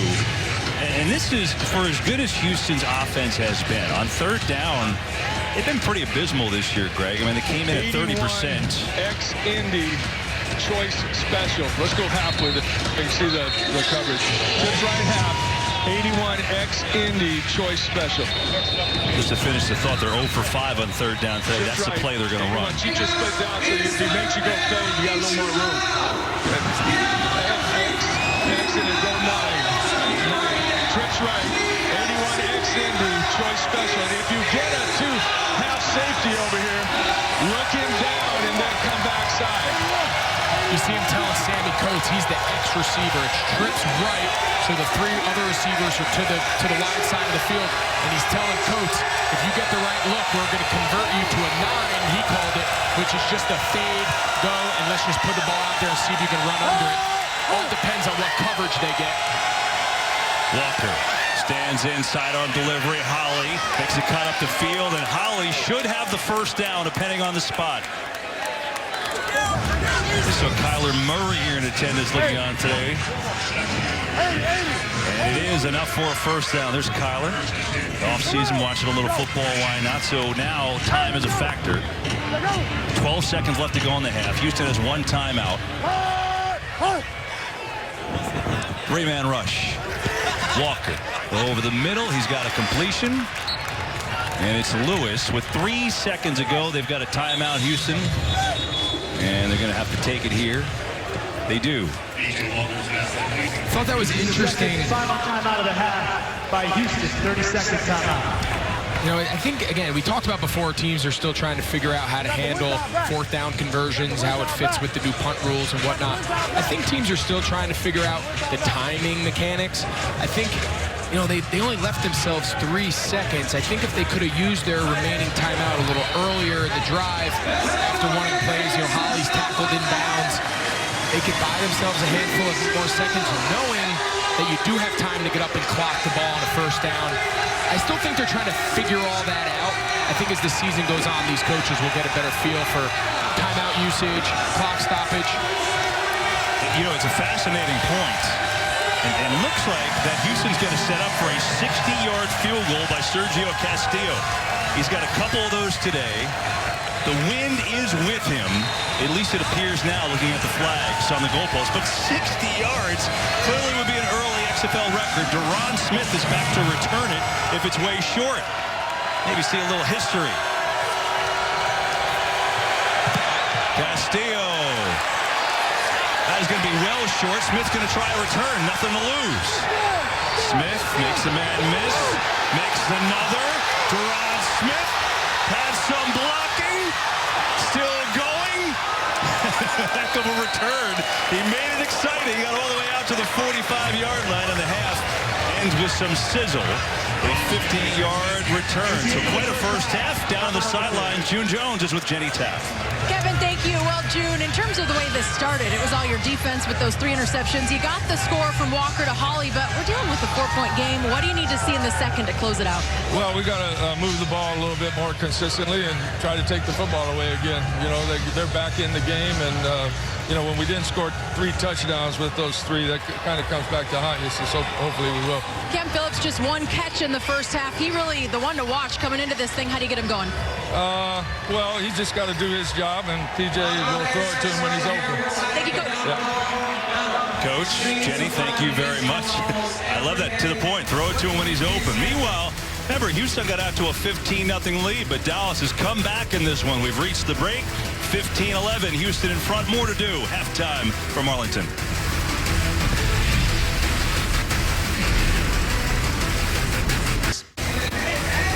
The XFL on FS1 is sponsored by Progressive Insurance. Save when you bundle auto, home, or motorcycle insurance. Here at the half at Arlington, good one and a big game in the XFL's West Division, where the undefeated Roughnecks lead the Renegades 15-11, but it was 15-0. Dallas has inched their way back into this game. Highlights from yesterday, in case you missed it, it was the LA Wildcats against the New York Guardians. Luis Perez, the 3rd different quarterback for the Guardians this year. Well, he delivered a touchdown pass here to Mikhail McKay, and Perez played pretty well, and then a little defense.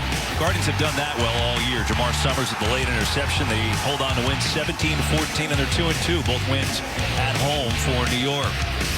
Meanwhile, on Fox, it was Seattle and St. Louis battling. Another big crowd in the Dome, upwards of 30,000. And Jordan Ta'amu has just been sensational for St. Louis. A touchdown pass to DeMornay, Pearson-El, a little flip. Keith Ford, the bobble, the touchdown. And St. Louis wins again. Their only loss was to Houston.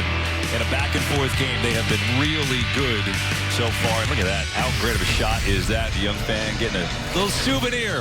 X-Factors from yesterday. Told you about Perez getting his first XFL start, and he performed well. Led them to a win. The ground game was good. And then Ta'amu, he's getting better and better. Look at the numbers for him. 264 yards and a touchdown passing, 63 yards rushing, incomplete control as St. Louis Battlehawks with a victory, 23-16. We've got a good one in Arlington, 15-11. Houston in front of Dallas.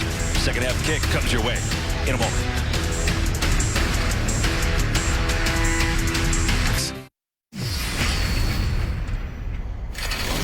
Be a champion, okay? Get it done. Big time divisional game here. Huge game for us. Texas throw down today, baby. You know what time it is, man. Cody Brown has the interception. This is what's plagued Dallas all year. They lead the league in turnovers. Landry Jones has really struggled. This is one of those kids you just can't help but cheer for. Firing. He's got him open, and Parham rolling his way in the end zone for the touchdown. Today's Progressive game flow, and a good one at the half. You see the numbers. It's 15-11. Houston in front of Dallas. First half stats brought to you by Fox Bet. And so I look at this game, Greg Olson, and I think about how it could have gone. And by the way, I think we have the same Taylor. It's like almost a replica. Power blue. Without even talking. But you think about it, it was 15-0. Landry Jones threw 3 interceptions. I mean, it could have been an ultimate disaster, and here it's a 4-point game. Yeah, this had just a mess written all over it here. If you're a Dallas fan, you're a Dallas Renegade player. But their defense hung tight. They were resilient. They got 2 stops, held the 2 field goals, and then obviously on the 3rd one, they just couldn't hold and gave up the touchdown. But to find yourself only down 15-11 at halftime, Bob Stoops has to be somewhat thrilled that they were able to weather that storm. And you heard June Jones. He told Jenny, he said, listen, the fact that we didn't score 3 touchdowns off those 3 turnovers is the reason that this is even still a game. So they all understand that this could have been a whole different situation at halftime, but we find ourselves 15-11, and Dallas is still in this game. And you see Landry Jones, that start. I mean, he had 3 completions to his own team, 3 to the other team, but he has come on, and so has Dallas and their offensive coordinator, Hal Mumme, who I think is okay after getting whacked on the sideline. Jenny Taft, tell us more. Kevin, don't worry. I talked to him after the ball. He's totally fine. And, Coach, I want to ask you about just the offense and the turnaround for Landry Jones. I saw you guys spending a lot of time together, how he responded and ended the half. How do you want to see him carry that momentum in the second? No, he's a competitor. You know, he's only had 9 workouts. He missed 6 weeks of training camp and the first week of the season, so he's still knocking the rust off with these receivers. And the first 2 picks really weren't his fault. They just ran bad routes. All right, look forward to the second. Thank you, Coach. Yeah, thanks, guys. Appreciate that. Oh, look, so there you go. Didn't like the routes, but that's an interesting take. Yeah, we kind of talked on the first one. It seemed like the receiver, Landry, expected him to be a little flatter. The one that Cody Brown kind of jumped, kind of kept his angle high. That's probably what Hal Mumme's talking about.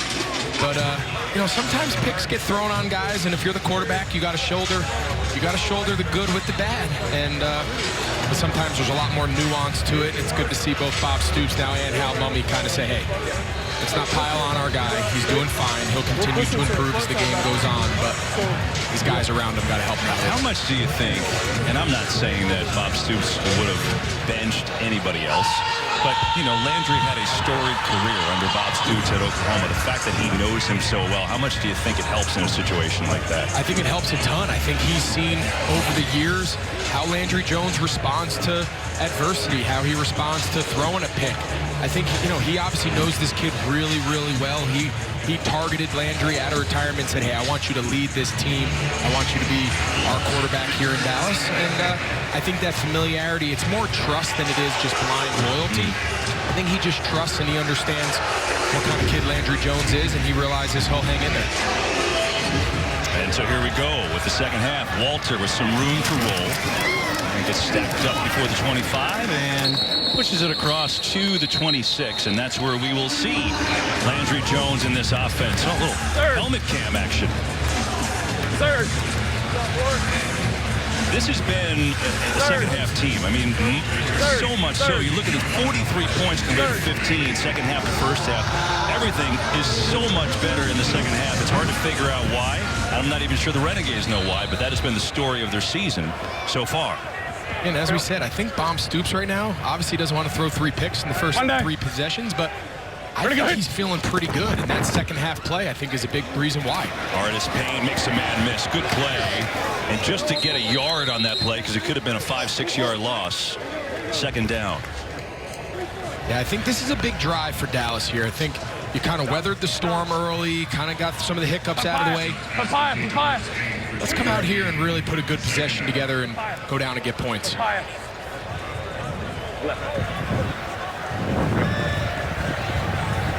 Monday. Pretty good. Artis Payne wrestled down to the ground. Corey Crawford. I think there was some mix-up here with the blocking scheme. You see the right guard here, Alex Balducci. Oh, the center didn't block the nose guard. I think the center thought the right guard was going to come with him, and nobody ended up blocking the nose guard. That's probably the easiest play he'll make all day. Monday.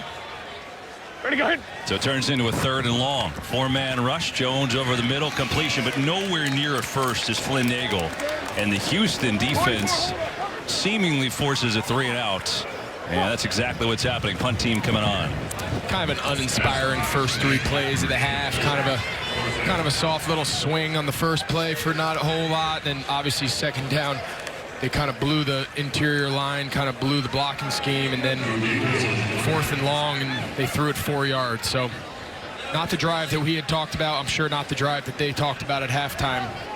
But a nice job by this Houston defense getting a quick 3 and out.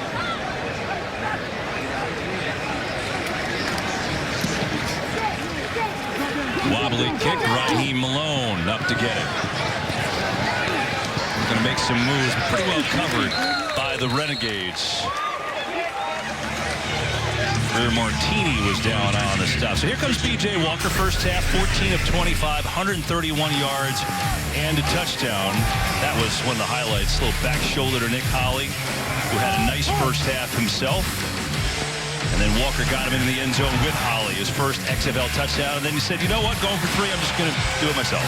Yeah, I think he had a good, maybe not a great, under his kind of standard of expectations that he's set so far through the season. But as the half went on, he got better, kind of got that slow 1-for-6 start out of his system. And since then, he's been pretty good. I think you expect him to continue to build as this second half progresses.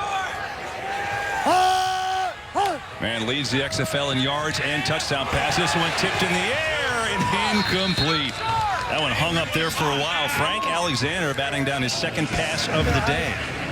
Dodged a bullet there. Like I said earlier, anytime the ball is deflected and it's landed, it's in the air that long, just a lot of guys around, zone coverage, eyes at the quarterback. Hey, we got 53rd. P.J. Walker and Houston, they really dodged a bullet there. They're lucky that wasn't a pick deep in their own territory.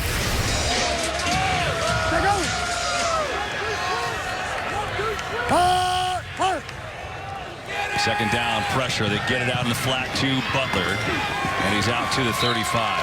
You know, on that drop back on that pass, not that one, but the first down play, it was interesting because you asked June Jones a question about the drop backs for Walker. They're different than most. He drops back at angles sometimes. He does, and I asked June about it. I said, is that just something that P.J. Walker did, or is that just how his drop is? He said, no. He goes, we coach that. We understand which side we're protected, which side we're not protected with the offensive line assignments, and he's always going to be taught to drop on an angle away from the open side where he's not protected and buy himself an extra yard or two to get the ball out of his hand. Long throw coming near sideline, and he's got a catch and a first down. It's Sammy Coates to move the chains. The timing and the rhythm of this play here, this is big time. Look, he's throwing this ball from the right hash to the wide side of the field. Sammy Coates just runs a speed out. This is a timed rhythm throw, but he's throwing that ball all the way to the wide side of the field in rhythm, no hitch, off his back foot. That's a big-time throw and catch there between Walker and Coates. Walker standing in, floats one, going deep down the field, knocked away.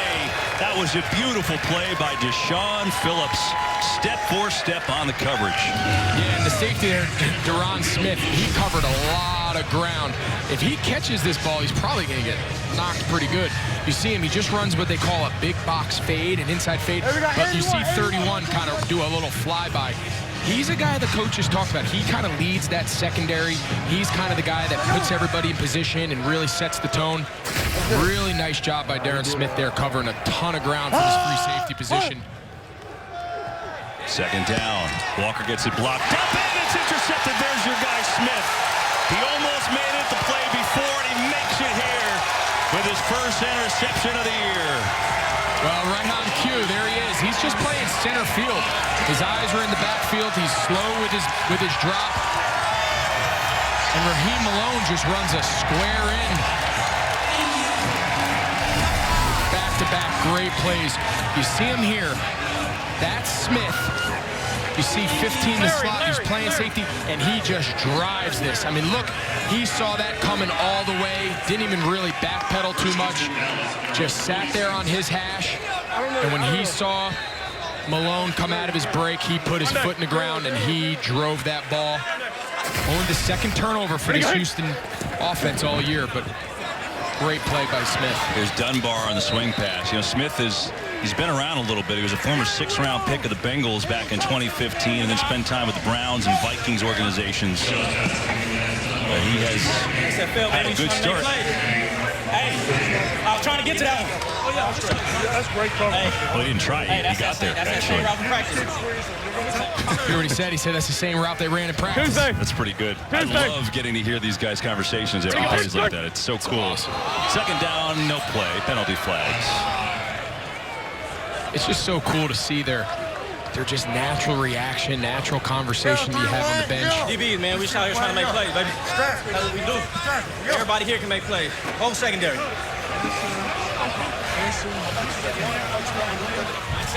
False start, offense. Guard, 5-yard penalty. It's second down. Well, you heard about Smith saying the whole secondary can make plays. Well, Phillips did the play before, and then Smith did right there. And now Dallas, even after the penalty, a chance to take their first lead after being down 15-0. Monday. Ready, go ahead. Houston shows blitz. They come with it on the draw, and Dunbar gets swallowed up. Another play that time by Crawford in the middle. It just seems like they've gotten a little conservative here, Kevin. I think they came out this second half, getting the ball first, 3 and out. Now after the turnover, they find themselves in 3rd and 14. Kind of an uninspiring start to the third quarter here. I don't think Houston couldn't get their right personnel on the field. They didn't feel good about how they lined up on that third down.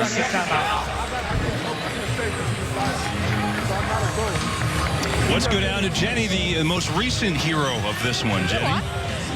We love the heroes around here, and it was time for Dallas to get the interception as well. Just take me through the play and the celebration, because you said you didn't necessarily want to run all the way down there, but you got to do it for the fans. Yeah, the play was something that we've seen all week in practice. Just able to execute, trust my teammates. He was going to have me over the top, and we're able to make a play. And yeah, I didn't want to run all the way down there with my teammates. They're like, come on, D, come on. So I'm like, all right, let's go. So we had to get the picks, yeah. Had to get it. All right, well, keep it up. Thank you for the time. Thank you. Jenny, thanks. Love that. You had to go. The teammates are egging him on. And by the way, Deron Smith at the end of the half, gosh, he almost ran that missed field goal back. So he's had a couple cool plays here this afternoon. It's only the 2nd interception of the year for P.J. Walker. Meanwhile, the Dallas offense sputtering in this second half, 3rd and long. Ready, go ahead. 4-man rush, pressure up the middle. Jones delivers a high ball. It's incomplete. You know it's high when he can't get it to the 6'8" tight end Parham. It's the 3rd time now they've run that exact same play. The touchdown, the earlier 3rd down. They're really running only a handful of plays. I don't know if that's just how Mummy feels their matchups are best, or how it's just plays that Landry Jones can really see clearly and deliver the ball on time. But he had Parham open. He had him open. He just, like you said, he sailed the ball on a 6'8" guy. He's got to set his feet, deliver the ball on time. They probably picked that 3rd and long up. Here's the punt. It is a booming spiral. Mobley way back at the 10. Covered well by the Renegades after a 5-yard return. Drew Galitz has had a couple great punts today. Houston's defense holds after the 48-yard punt. Their football and their lead by 4 here in Arlington.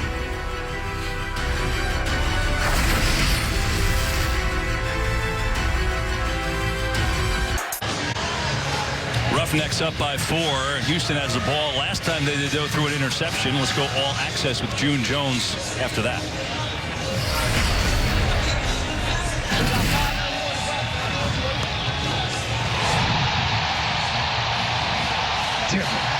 Got to come downhill, 8:15.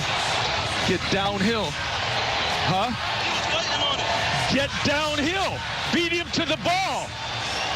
That's why you go downhill. He's squatting, right? So you got to get downhill. So I think that's fascinating for a lot of reasons, because you had a really interesting conversation with June Jones. We heard Deron Smith mic'd up saying, hey, I saw that play on film. So that's why he was squatting on the route at the pit after the play as Walker back and goes over the middle. And there's Mobley who's got a catch and a 1st down. But you found out that these routes are maybe a little different than most run. Yeah, and you hear him say there, these receivers, which is pretty Spread right, stack left. Which is pretty atypical. Every single receiver has the ability to adjust his route based on where the defense is. It's built into this June Jones system. And you see him there telling Raheem Moore, you got to come downhill. What he means is when that guy's squatting, you heard him say he's squatting, coach, he's squatting. You almost have to not only go at a 90-degree angle, you actually have to start working back to the quarterback at such a severe angle so he can't drive the route. Look at Walker running people over. P.J. Walker put the shoulder pads down and took it right to Donatello Brown. And look at his O-linemen. They love it. Let's hear it. They love it.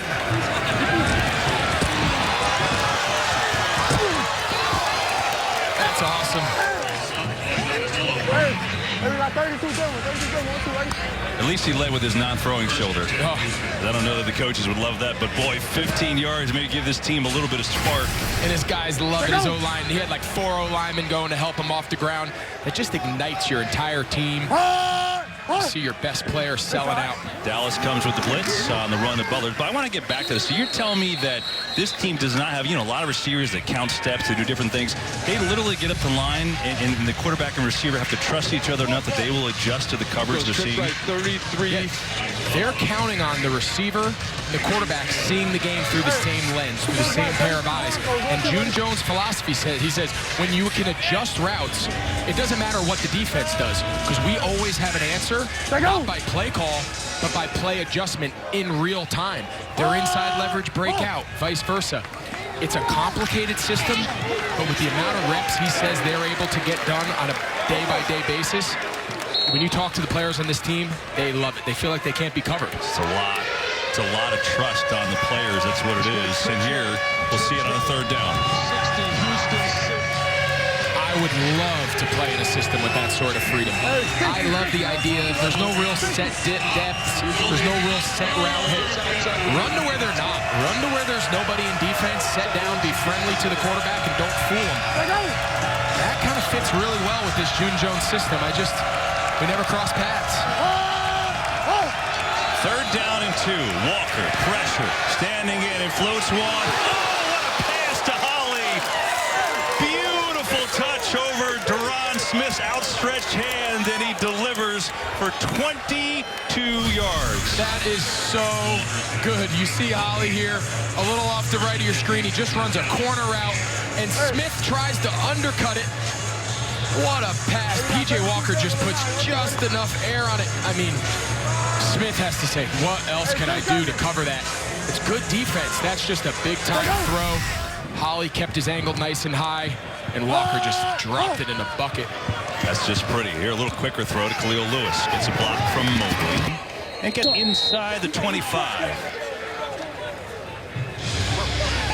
Talked earlier with Dallas, those quick screens or an extension of the run. That's a perfect example. Dallas brought pressure off the edge. P.J. Walker understood the call in the huddle was a run. We don't have enough guys to block them. So I have a built-in quick screen. But now it's 2nd and 4. If you hand that ball off, it's 2nd and 10. Those little nuances to this system allows them to stay ahead of the chains and prevent bad plays. Here I'm saying express. That means snap me the ball right now. Gets it right now. Delivers right now. And it's close to a 1st down. We'll see to Lewis. Looks like it's going to be a little short. Trips left up. 861 Kansas Special D's. Trips left up. 861 Kansas Special D's. So trips left up is the formation, which allows them to be empty. You see there's nobody in the backfield other than P.J. Walker. 861 is the protection. Blitz coming on a 3rd and 1. Walker going for it all. And he gets it all! Touchdown, Blake Jackson.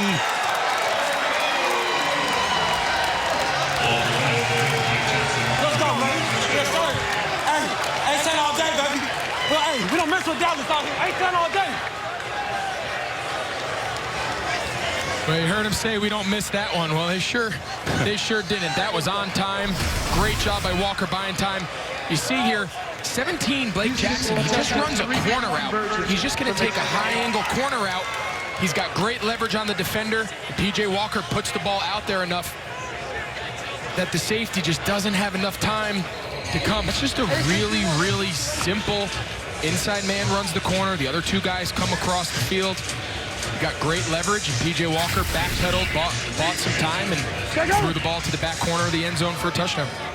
And they will go for 3 again. They converted this earlier, and Walker ran it in. Pressure again. Walker gets out of the tackle, looking to run, and this time he's not going to get out of the next tackle. James Folston prevented the conversion, but still it's a 10-point lead as Houston, for the first time today, goes the length of the field on an 84-yard scoring drive. That's the Houston offense we've seen this year throughout the season. It's good to see them kind of find their rhythm a little bit here in the 3rd quarter. P.J. Walker doing some damage Boy, is he ever. Just great touch on the football. His second touchdown pass of the day has the Roughnecks in front of the Renegades by 10.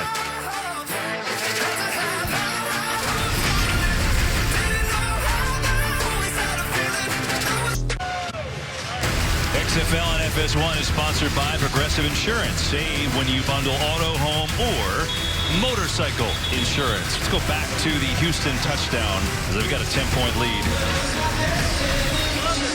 You know, we pointed out here's Malone. He runs the corner route off this guy's leverage, right? You can see he's already inside. But the part that people don't see is here. You got Martini and Brown. They're coming unblocked. He's unblocked. But for some reason, he just stops rushing. Asante Brown has a clear shot at P.J. Walker. And I don't know if he got deked out with a pump fake or when P.J. Walker retreated, he just kind of froze and thought he'd knock the ball down. He's just got to sell out. He's unblocked. They're trying to run a 30-yard pass play. They were a little, they were caught short-handed in the backfield, but that's got to be handled by the up-front guys. Very interesting. Got him the extra second, and he threw the touchdown. And right now, Jenny Taft is caught up with P.J. Walker. Well, BJ, you made it look easy with that 84-yard scoring drive, but I know the interception is uncharacteristic for you. And what you just told your guys, you're playing better, but you still want to improve this offense. What do you want to see? We just got to take what they give us. We just got to continue to play fast, continue to be us.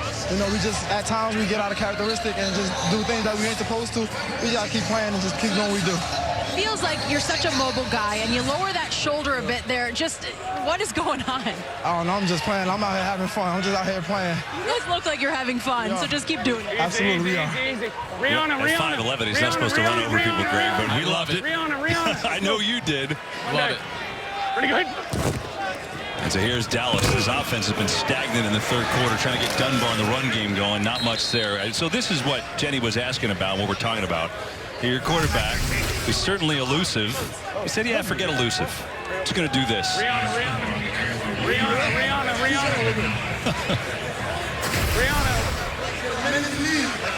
Hear Landry Jones say Rihanna now 2 plays in a row. Last time it was just a zone handoff to the right. Easy. J-Lo. All right, J-Lo. Seems like now they're checking it maybe left instead of zone right, zone left. Is the next call A-Rod? Yep, there you go. Maybe. Here's Artist Payne. No. Nowhere to go. So Rihanna and J-Lo haven't worked. Yeah, What's so what coming up happens next? is they come up and they have a 2-way check. So Rihanna and J-Lo, they have their backs offset. So they're in a balanced formation. They can run the action either direction based off the front of the defense. So originally they had Rihanna, zone right. Roger. Then they just flip it. J-Lo's the counter to that, and they just run the same play to the left. But now, again, they're in 3 possessions in a row. They're in third and a mile. It's just not what this offense is built for. Only 1 of 7 on third down today as it is. Ready, go ahead. Have to get to the 31. Jones has time. Parham is open. Parham racing across the middle, and there it is. He picks it up. Parham is open almost every play, you feel like, and there they get it to the big guy, and he delivers to move the chains for 19. I feel like a broken record. It's literally the exact same play. Again, he comes from offside here. Watch the mesh. Guy across. And like I said, if it's zone, he stops. If it's man, he continues to run a drag. They've run that play now 4 or 5 times. The only incomplete was the one he threw over his head. They run it again. See, they keep going to it. I mean, why stop it if it's not going to be stopped, right? I mean, keep going to it. He picks up, what, 7 more? I mean, they just, again, we talked earlier. It seems like how Mummy, that play sheet is small. He obviously feels good about the plays on it. And he says, until you stop it, I'm just going to continue to run it. I wouldn't be surprised if they do it again. Parham lined up in the slots. Pretty good. Gave him 8, 2nd and 2. Same play. Jones pumps, looking, going. Oh, he's got a man. Flynn Nagel makes the play inside the 30.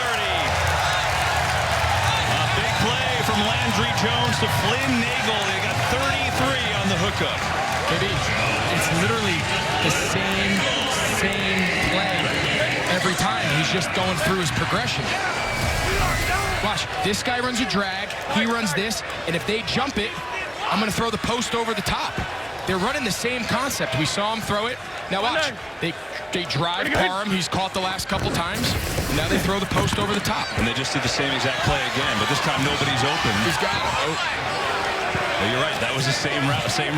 They're literally running the same play and just saying, hey, take your progression, start with the single side drag, work your way across tight end to deep post.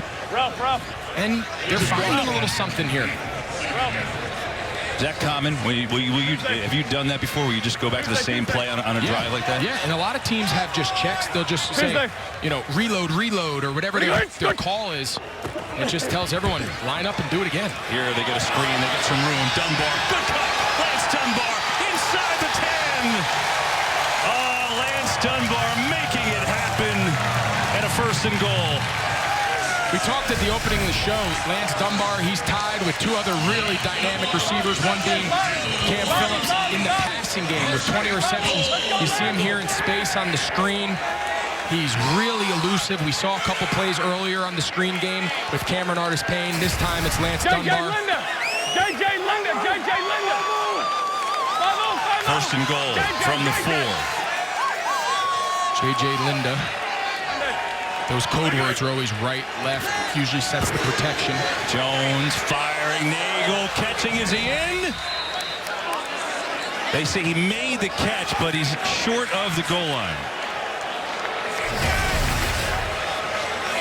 Just one extra hitch. If he just pulls that trigger on that first hitch, that ball might be a little more on time, but that's still a really good throw and a great catch. We've seen that Flynn Nagel make a couple big catches. He was close to being out. He was really close. I mean, it was hard to see the foot with that shot. Really close. Either way, 2nd and goal. They're going to come near side. Dunbar, they ran that play earlier, and Dunbar's going to walk on in. Touchdown.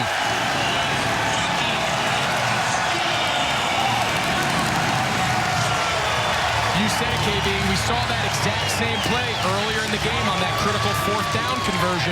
We talked about it. They put Lance Dunbar off to one side, Cameron Artis-Payne, and they used the zone left with the jet sweep action to Dunbar.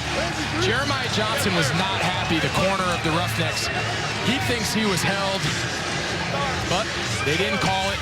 Really good answer there by Dallas. Great drive. They found some action with that one play, kept running over and over, and then Dunbar finished it off. So interesting, Dallas will try for 3 here, and everyone's still trying to figure out what the right call is. If you go for 1, it's a field goal game, but they're going to go for 3. Obviously, there's a lot more time left in this one, in the 3rd quarter.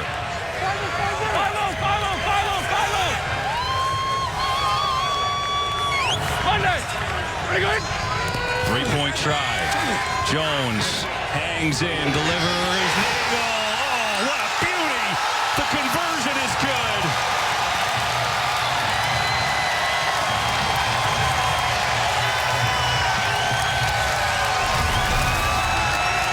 What a throw and what a catch. I mean, he literally can't be covered. Lewis can't have him covered any better.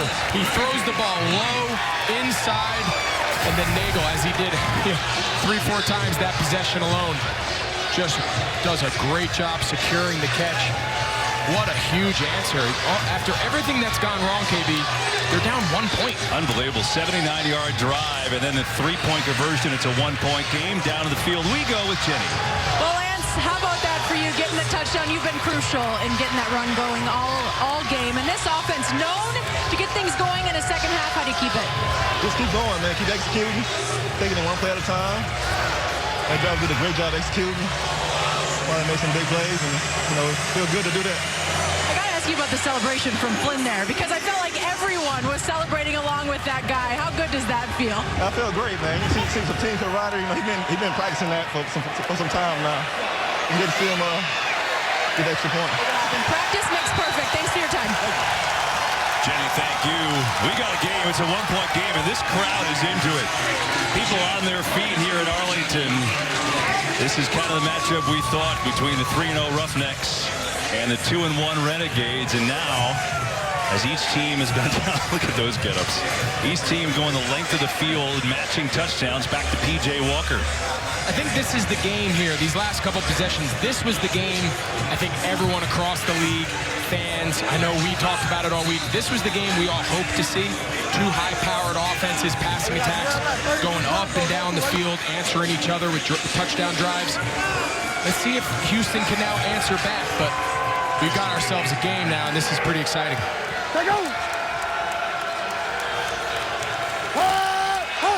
Final 29 seconds of the third quarter. Walker will pull it and throw it, and holding on is Holly. Couple of bobbles, he makes the catch, and he's got a 16-yard gain. That's just base RPO all day. It's a run play. That backside backer pulls the trigger on the run. He pulls it. Holly, like you said, he caught that ball about 3 times. But he ended up with it, which is all that matters. And it looks like they will watch this quarter run out. So it is a throwdown in Texas after all, Greg. I know you were concerned. It is living up to the billing. This is great. Trading some barbs here in Arlington. It's a 1-point lead. Roughnecks over the Renegades.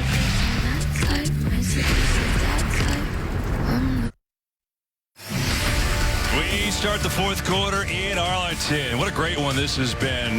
Back and forth battle. Houston took an early big lead. Dallas clawed their way back.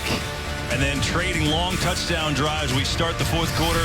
It's a 1-point game, Houston. Here the quarterback comparison. Landry Jones, 3 interceptions in the first quarter. But he's come back to have a pretty decent day. P.J. Walker, only his 2nd interception of the year. He's got 2 touchdowns as well. And this is coming down to the final 15 minutes along with Jenny Taft and Greg Olson, our entire XFL and FS1 crew. I'm Kevin Burkhardt, glad to have you along. And Houston with the lead and the football with a 1st and 10 from their own 37. As Walker gets rid of it quickly, and it's incomplete. So Cam Phillips, the leading receiver in the XFL, he's had back-to-back weeks of 3+ touchdowns. He's only got 1 catch for 9 yards today. Yeah, and I think it has a little bit to do with what Dallas is doing on defense. They're changing some of their coverage. You know, Josh Hawkins is a guy they feel strongly about, but they're doing some zone stuff, playing over the top. We heard June Jones say, hey, when he gets open, we'll throw it to him. I think sometimes, though, as a play caller, you got to find a way to get your best player involved in the game through some game plans, some quick throws. There's a quick throw to Coates on the other side, and it'll bring up 3rd down. Yeah, it just doesn't look like Walker's looking his way very much.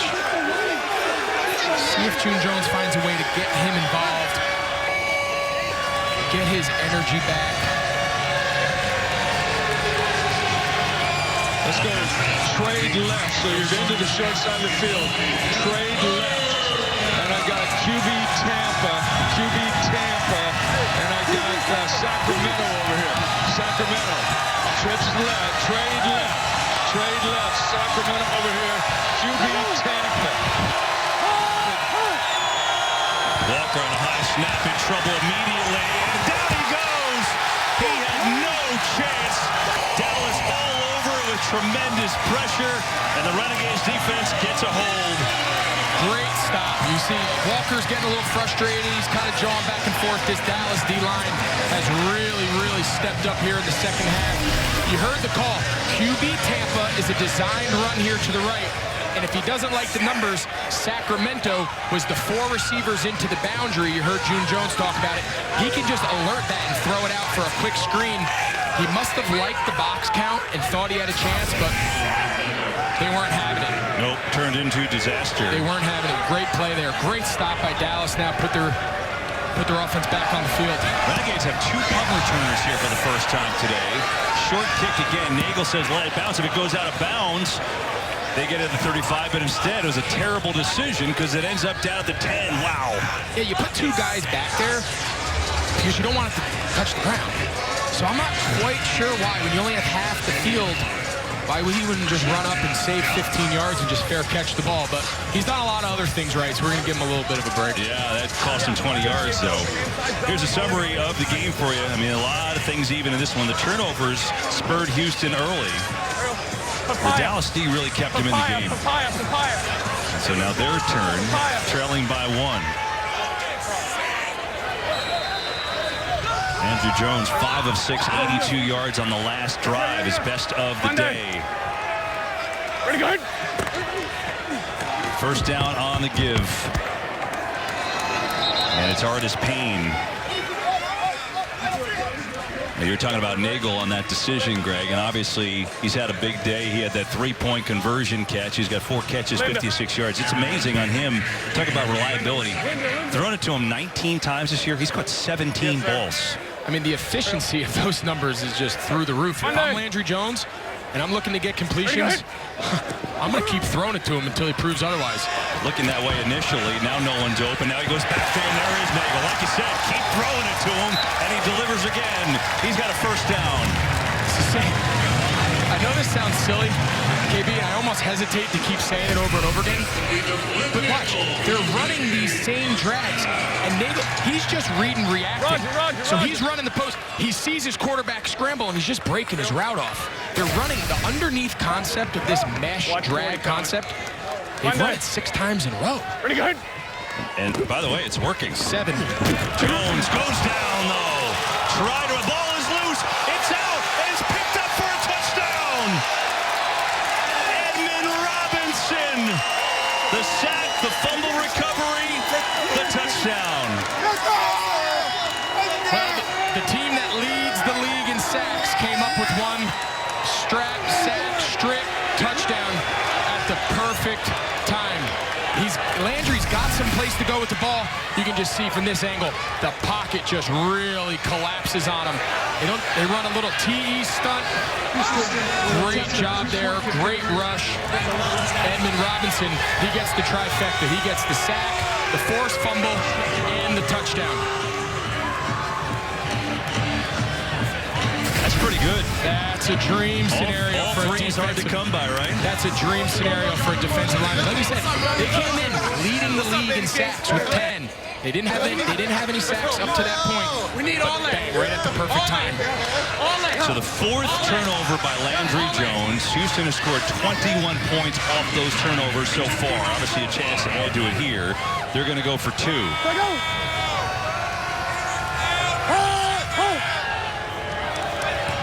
Walker, that's tipped away at the line of scrimmage. I think that was Alexander again. That's his 3rd today. So, big defensive play. Let's go downstairs to Jenny. And this team has had so many of those big plays all day on defense. Edmund, just for you, you come in, this team leading the league in sacks. How good did it feel for that sack fumble? Yeah, so I got to go. Kevin, what I can tell you is they were excited about it. Jenny, how dare Edmund not give you the proper time? Like he acts like he's got to go play special teams or something. Unbelievable. The nerve.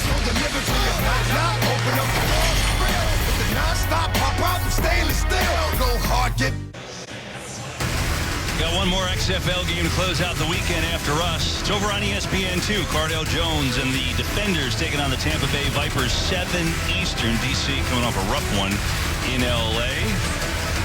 See if they could rebound in Tampa Bay. That's coming up next to close out the weekend. Great game here this afternoon, though. Houston took a big lead. Dallas has come back, and it's been back and forth since. But the Roughnecks with the defensive touchdown on the strip sack and return by Edmund Robinson. Now the kick is bobbled and picked up. Dunbar is in trouble, and down he goes before the 15. The importance of this game in the early going. Remember, it's only a 10-game season, so every game pretty important.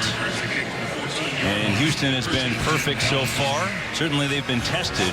Dallas 2-0 since Landry Jones came back from injury. He missed the first game in that West Division. Seattle struggling, LA struggling, so give you a little taste. And meanwhile in the other division, St. Louis looks like they could be arguably the best team in the league as well. They're only lost to Houston in a game we did, Greg. So here comes Dallas, down by a score, and nobody home. Artis Payne on the screen.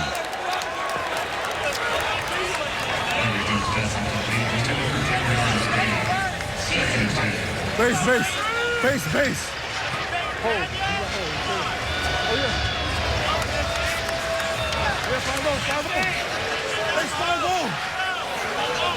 Yes.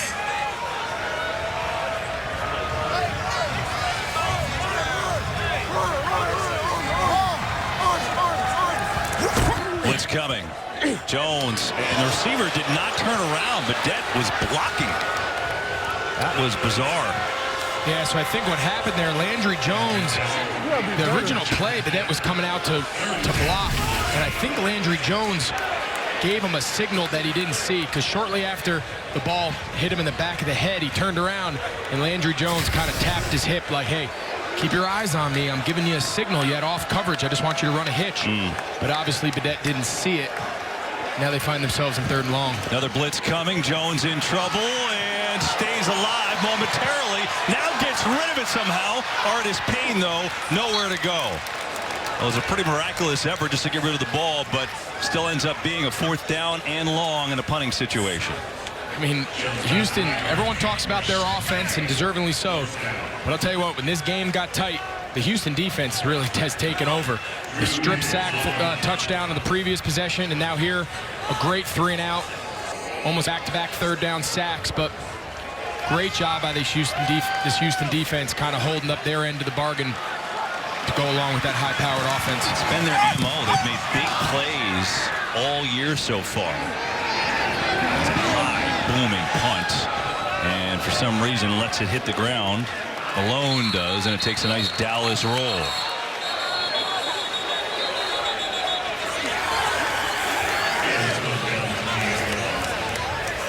Wednesday night on FS1, a really good college basketball game. Miles Powell at number 13 Seton Hall. They got a big win over Marquette yesterday.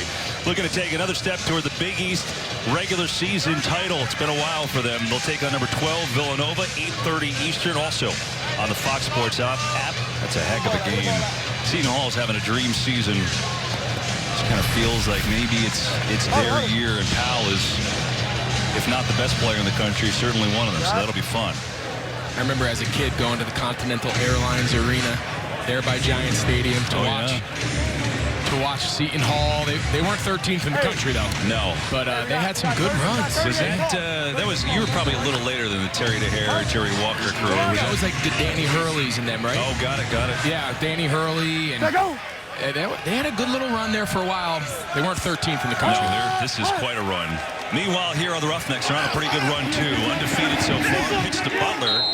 He's been kind of a non-factor today, and he'll go through that because this is a throwing team, but quiet day for Butler. It has, and like you said, that's probably not a huge surprise. I think his production week in and week out is going to be kind of up and down just based off this pass first. We're gonna pass the ball to set up the run. That's June Jones's long-standing philosophy, and if you're a running back, you just have to kind of understand the situation that you're in. Talked about Cam Phillips. There he is at the bottom of your screen. Walker looking the other way. Gets hit as he throws, and it's incomplete. I'm not sure what's made Walker do so. Cam Phillips is always going to line up on the right side. That's just kind of a staple of this offense. His eyes on almost every play. You see him here. He's looking left all the way. He had Cam Phillips there. Quick throw, quick slant. Pretty much uncovered. I don't know if it's by design. I don't know if Walker just feels more comfortable right now working the left side, but now would be a time to try to get Cam Phillips into the game because, like you said, he's only got one catch. 3 targets. Walker in trouble and sacked. He had no chance. A safety blitz from Micah Abernathy.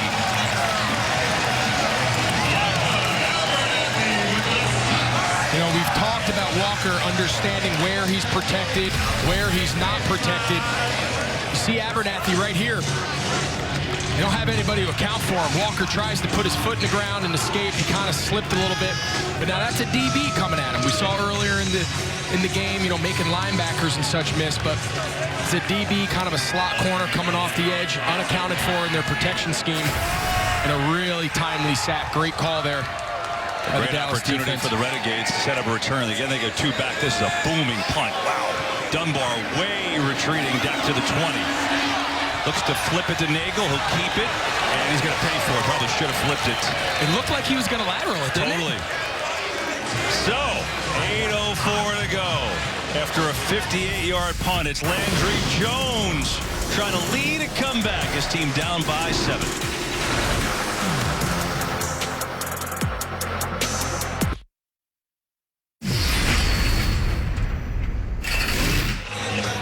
No. Hey, when you try somebody like that, this is the result you get. Yes. That's the way to go, buddy. Good job. Hey, stand all day, baby. Well, hey, we don't mess with Dallas out here. Ain't stand all day.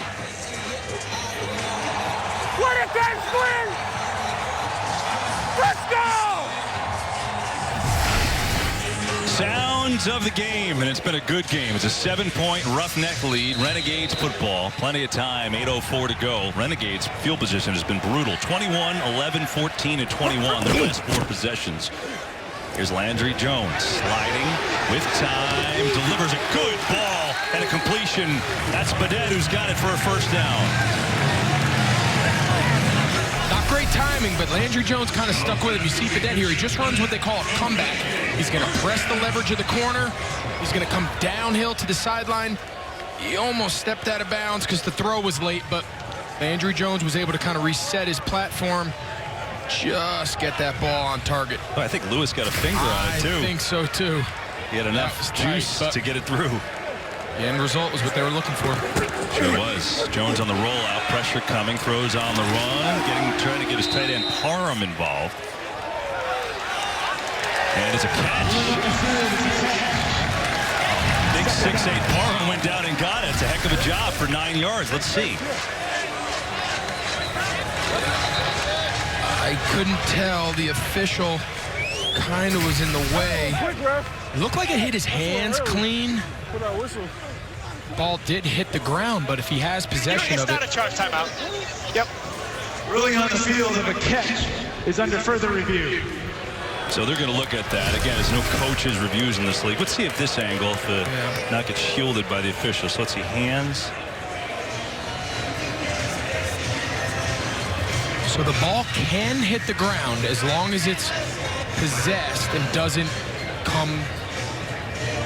Boy, that's really, it's tough because it's really hard to see. I think if they called it a catch on the field. Right.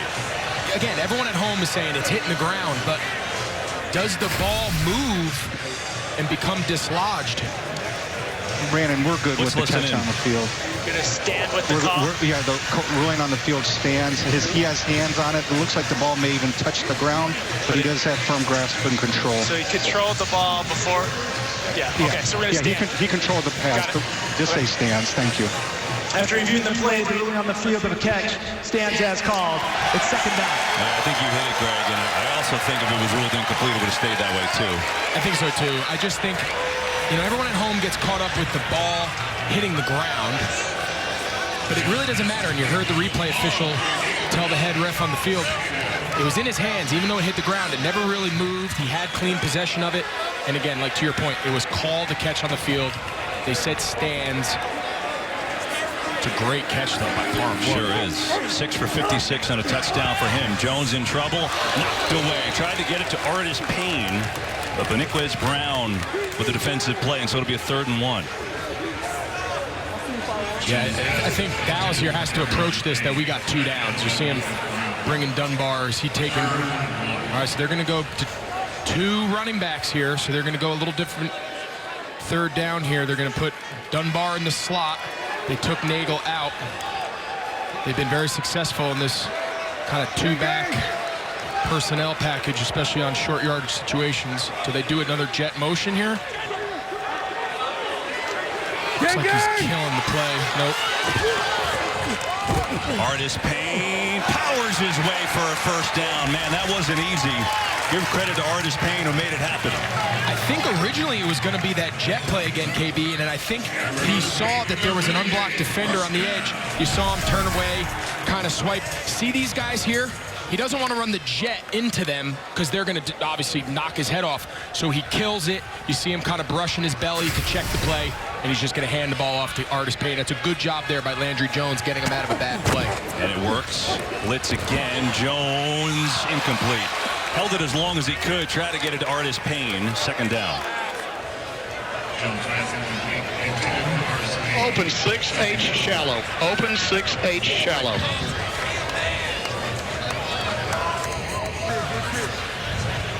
We've kind of talked ad nauseum about they're running the same play, and we're kind of joking. That's just a really across there, Flynn. Basic staple of this air raid system. You know, anybody who's let run it, Mike Leach, Kingsbury, you know, all these guys, there's going to be drags and shallow crosses. You see him doing it again. Nagel's been a beast today. Close to a first down. That time they blitzed 2. It's just a huge, made him pay. It's a huge part of this offense, right? I mean, it seems so basic, and you know, it seems like they're doing the same thing, but they are. And you know, you tune in, Kyler Murray's on the sideline. I'm sure he recognizes a lot of these plays with Cliff Kingsbury, kind of a disciple of this air raid system, now bringing it to the NFL again. It's a very effective offense when you have the right personnel and the right signal caller. 3rd down and 1. Showing blitz again. They come with it yet again. Jones sees it, delivers, incomplete. He tried to get it to Parham. Gates may have gotten a hand on it. It's a 4th and 1. You know, that's one of those plays. Last week we saw a very similar route, and he catches that. The defender tries to undercut it. The big 6'8" tight end reaches out, catches it, and goes 80 yards for a touchdown. Gates, a little taller, a little bigger body, just high enough to kind of get his hands and deflect it. This is... All right, so we got Dunbar again in the slot. Here's Dunbar. He's looking in. Does he like it? He's checking. He's going to sneak it and get it.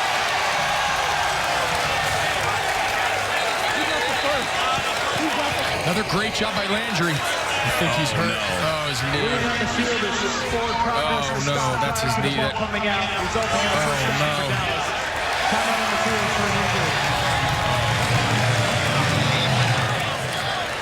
Landry Jones suffered a knee injury the first day of practice for the XFL. See, he's wearing that brace, and he's been getting back into it. And he even told us the other day, you know, still kind of ticking the rust off.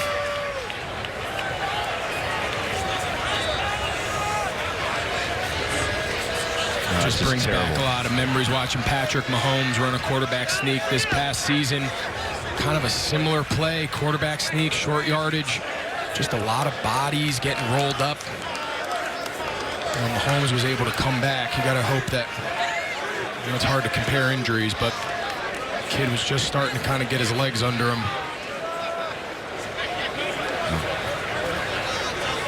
He does a great feet. Does a great job again. He's really favoring that knee. Oh, man. He does everything right. You see him looking at Dunbar, letting him know whether he's going to bring him or not. He sees the opening. Let's see what happens. It's his left knee. See big 91. The Shawed Lions kind of take him up high.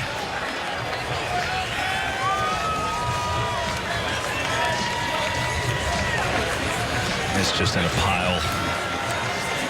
I have a feeling it's coming up, right? Yeah, there it was at the end.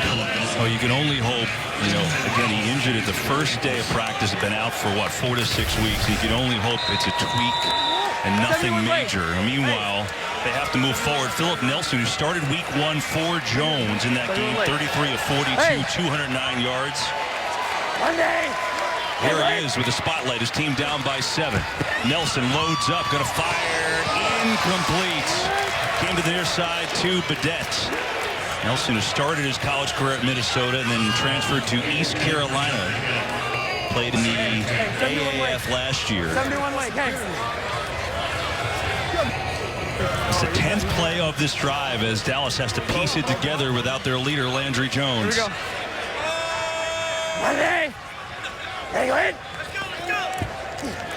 Nelson has it blocked up. Nelson going deep. There's a flag. It's going to be pass interference. Bedette got held up with the ball in the air. Jane A. Harris was the man on the coverage. So on the previous play, they ran the exact same thing, and they tried to run Bedette on a little comeback, and Harris really drove it. So what's how Mummy do?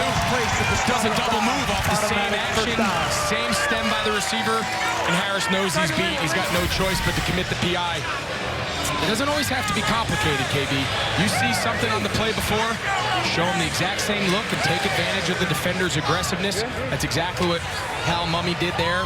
Same action by the quarterback, same initial route by Bedette. Then he just puts the double move on him.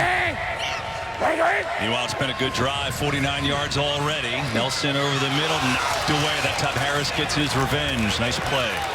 does a great job there. You'd like to see the receiver just be a little flatter. You see he runs that shallow cross, and he's fading away from the ball. See him?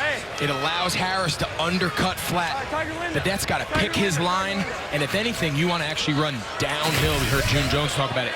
And run at least parallel, if not slightly back to the quarterback. Keep the defender from being able to come underneath and undercut the ball. Second down. Nelson stands in, throws. He's got a completion. It's Martino. His first catch of the day results in a first down. Great job by Martino there. Again, just a simple drive route, but look how deep Harris is. He's got a lot of room to try to go.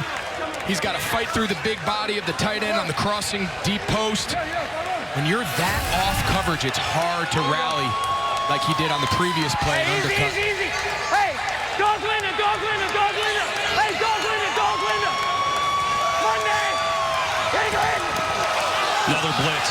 Got a free play. Nelson sees it, launches it incomplete, but there are flags everywhere. And then another one, and that may be on the hit. So I think that they jumped on the free play, and I think there's a late hit. I think they're going to have 2 penalties here, both on the defense.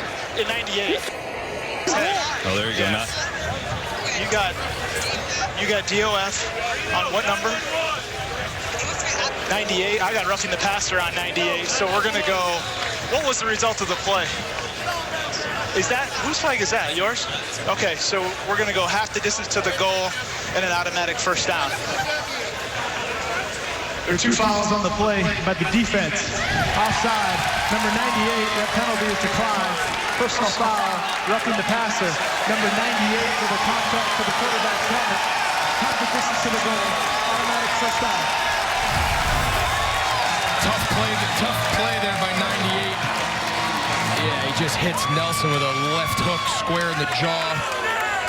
Jumped off sides. And then, yeah, I mean, that's clean. They're going to protect the quarterback all day. Tough play there, but... Easy call. Dog Roger. This drive continues. They were able to kind of stand strong last week in a very similar situation at the end of that Tampa game. Can they do it again? First and goal. Nelson thinks about running, takes off. Nelson sliding down at about the 3. Tell you what, KB, Nelson's got a great command here. He has a chance to throw this ball to Cameron Artis-Payne on the check down, but he says, forget that. I'm going to go, and I'm going to slide inside the 5. I like the way he's come into this game. He's got a good way about him. He seems confident. He's done a nice job filling in for Landry Jones when the game's on the line.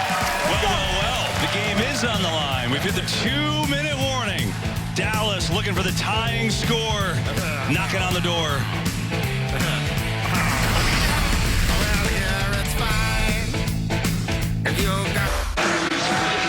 You just feel for Landry Jones. Came out of retirement to be the leader of this team. Knee injury, first practice, and he looked like he got hurt pretty good. And you see the emotions for Landry. And so he's on the sideline out for the game, obviously. And Philip Nelson has come in and just been great on this drive. 12 plays already, 75 yards. It's a first and goal on the 3. Dallas is down by 7, 2 minutes to go.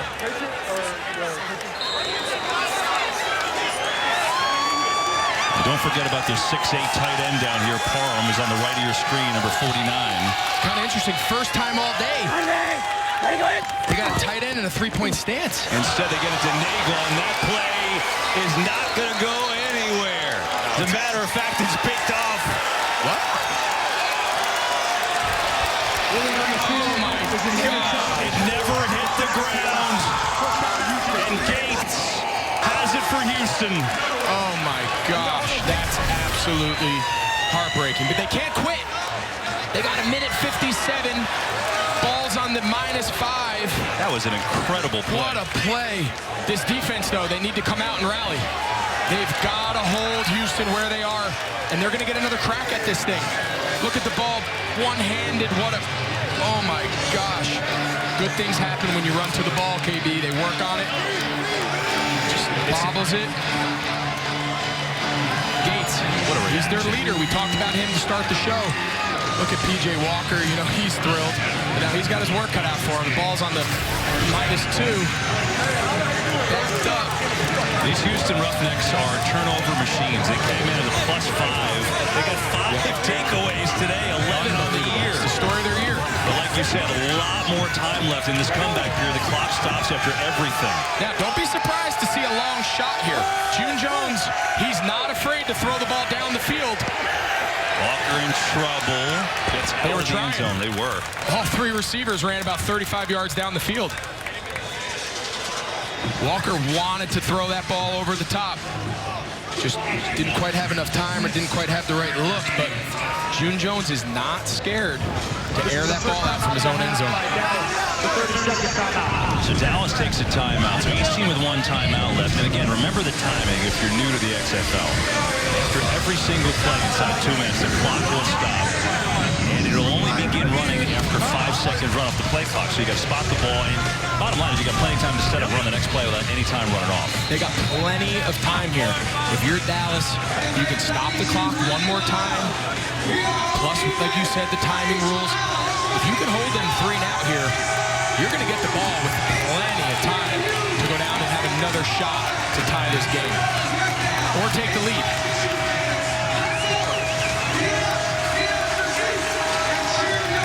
Feel for Landry Jones there, boy, that's just tough. It's heartbreaking. Meanwhile, 2nd and 6, 1:51 to go for Houston. And the run, that is not going to get it done. Maybe a yard. And now will Dallas decide to call their last timeout? They will. Second final timeout of the half by Dallas, 30 seconds in length. So we said this at the beginning, Greg. Dallas has been great in so many categories this year, but they've been horrendous in turning the ball over, and today has been the same exact story. Yeah, and it's a mixture of bad decisions. It's a mixture of receivers and quarterback being on different pages. That last one was just a straight drop.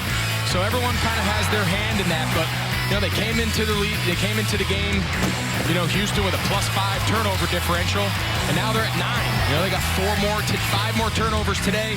Obviously, Walker threw the 1 pick, but it's really been the story of these 2 teams.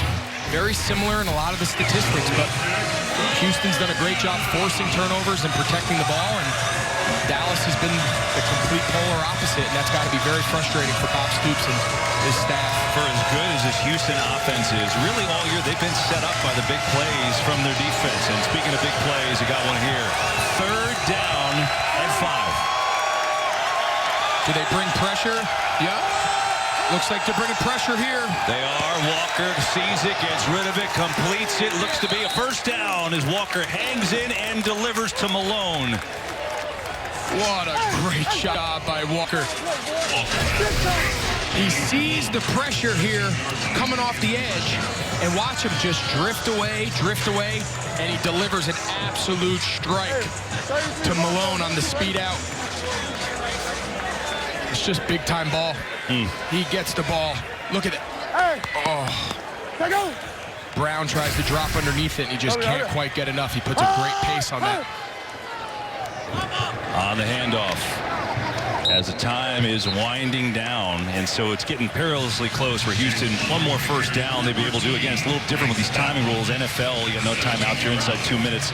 Game's over. Here, you really got to get it inside a minute to have a chance to really end the game. So Dallas, desperation on these last 2 downs. Yeah, I think they got to just sell out. I think they got to hope for a tackle for loss, some sort of fumbled exchange. I think they got to really just bring something here and hope for disruption, because you see them now, they're bringing that same pressure again off this side. They will run it, and it'll be a 3rd down. Yep. Let's hear June Jones. Is he going to be super aggressive here or just try to run some clock? Let's go. Trips right. Trips right. Use all the clock. Trips right. And I got half. 51C go. Trips right, half, 51C go. He's going deep, isn't he? I think he's going deep. I think he's going deep to Cam Phillips. We haven't called his name. Look, he just said you got bump and run on the Z. I think he's throwing the ball right here to his best player and saying, go make a play. Let's see if he does. Looking that way, goes underneath. Malone bumps off a tackle, but he's short of a 1st down, I think. Let's see where the spot is. He got a good spot. I think he got it. He's got it. I thought initially he was short. That spot moves in. Looks he's got the first down. He does. That's the game. Cam Phillips ran a fade. He just liked the easy throw better. I thought for sure we were going to take a shot. I think June Jones thought he was going to take a shot. But he really developed a nice kind of rapport there at the end of the game with Raheem Malone. And his run after catch and extra effort converted the first down. The Houston Roughnecks in this Texas showdown are going to stay on top. They will remain unbeaten, the league's only unbeaten team, and move to 4-0. And for the Renegades of Dallas, a hard-fought game, but turnovers plagued them again, and heartbreak is an injury to their quarterback, Landry Jones, and the emotions on their leader. Roughnecks will get the win, 27-20. More big plays from Houston's defense. Jenny Taft is with one of the heroes. It was all about the defense today, Kevin DeMarcus. Really for you. Game-clinching interception, but 5 takeaways for this group. What can you say about the performance you saw from your guys? Man, I love it, man. I love these guys. They're fast, physical. We just stay at it. Had to play all 4 quarters and came out with this W. There was a quote from you earlier this week that the offense might win you games, but defense, well, it wins you championships. This team, you're undefeated right now. How do you continue to carry this momentum as really the team to beat in this league? Most definitely. We just got to keep on working. Keep working hard, keep ourselves and our teammates first, and come out here and just compete. We do a great job in practice, learning our game plans. We just got to come out here and execute like we did today. And you won this one, the Texas Throwdown. Go enjoy it. Yes, ma'am. Thank you. Thank you. Jenny, thanks. How about DeMarcus Gates? 2 weeks in a row, a game-sealing interception on defense. Did it against Tampa Bay last week. That's the way to go. And so the standings, Houston at 4-0. Renegades fall to 2-2. In the East, the Battlehawks, they're only lost to Houston. They're looking real good. Greg, we'll have them next week in D.C. Looking forward to that one. I tell you, Houston, just big plays, not only on offense, but on defense. Yeah, their defense stepped up when they need to. And like we said, the entire broadcast, turnovers, takeaways. Houston's defense, they haven't always, been great in the stat sheet, but they are opportunistic, and we saw that today. 5 takeaways. And that's really been their recipe. That's been their formula the entire season. Their formula is working. And for another win, 27-20, and a good one from Arlington today. Fox bet, boy, looked like we were going to get the over, but the scoring quieted down at the end, at the doorstep actually, with the interception, and that meant that the under hit. Houston covers. They were the favorites, and they end up winning by 7. 2.5-point favorites coming in. Our producer this afternoon, Bo Garrett, our director, Mitch Riggin.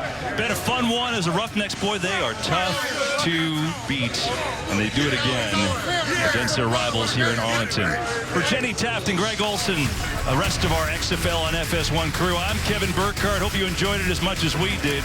5 turnovers, including an interception late, more P.J. Walker touchdowns and magic, and Houston, the lone undefeated team in the XFL. We'll see you next week in D.C.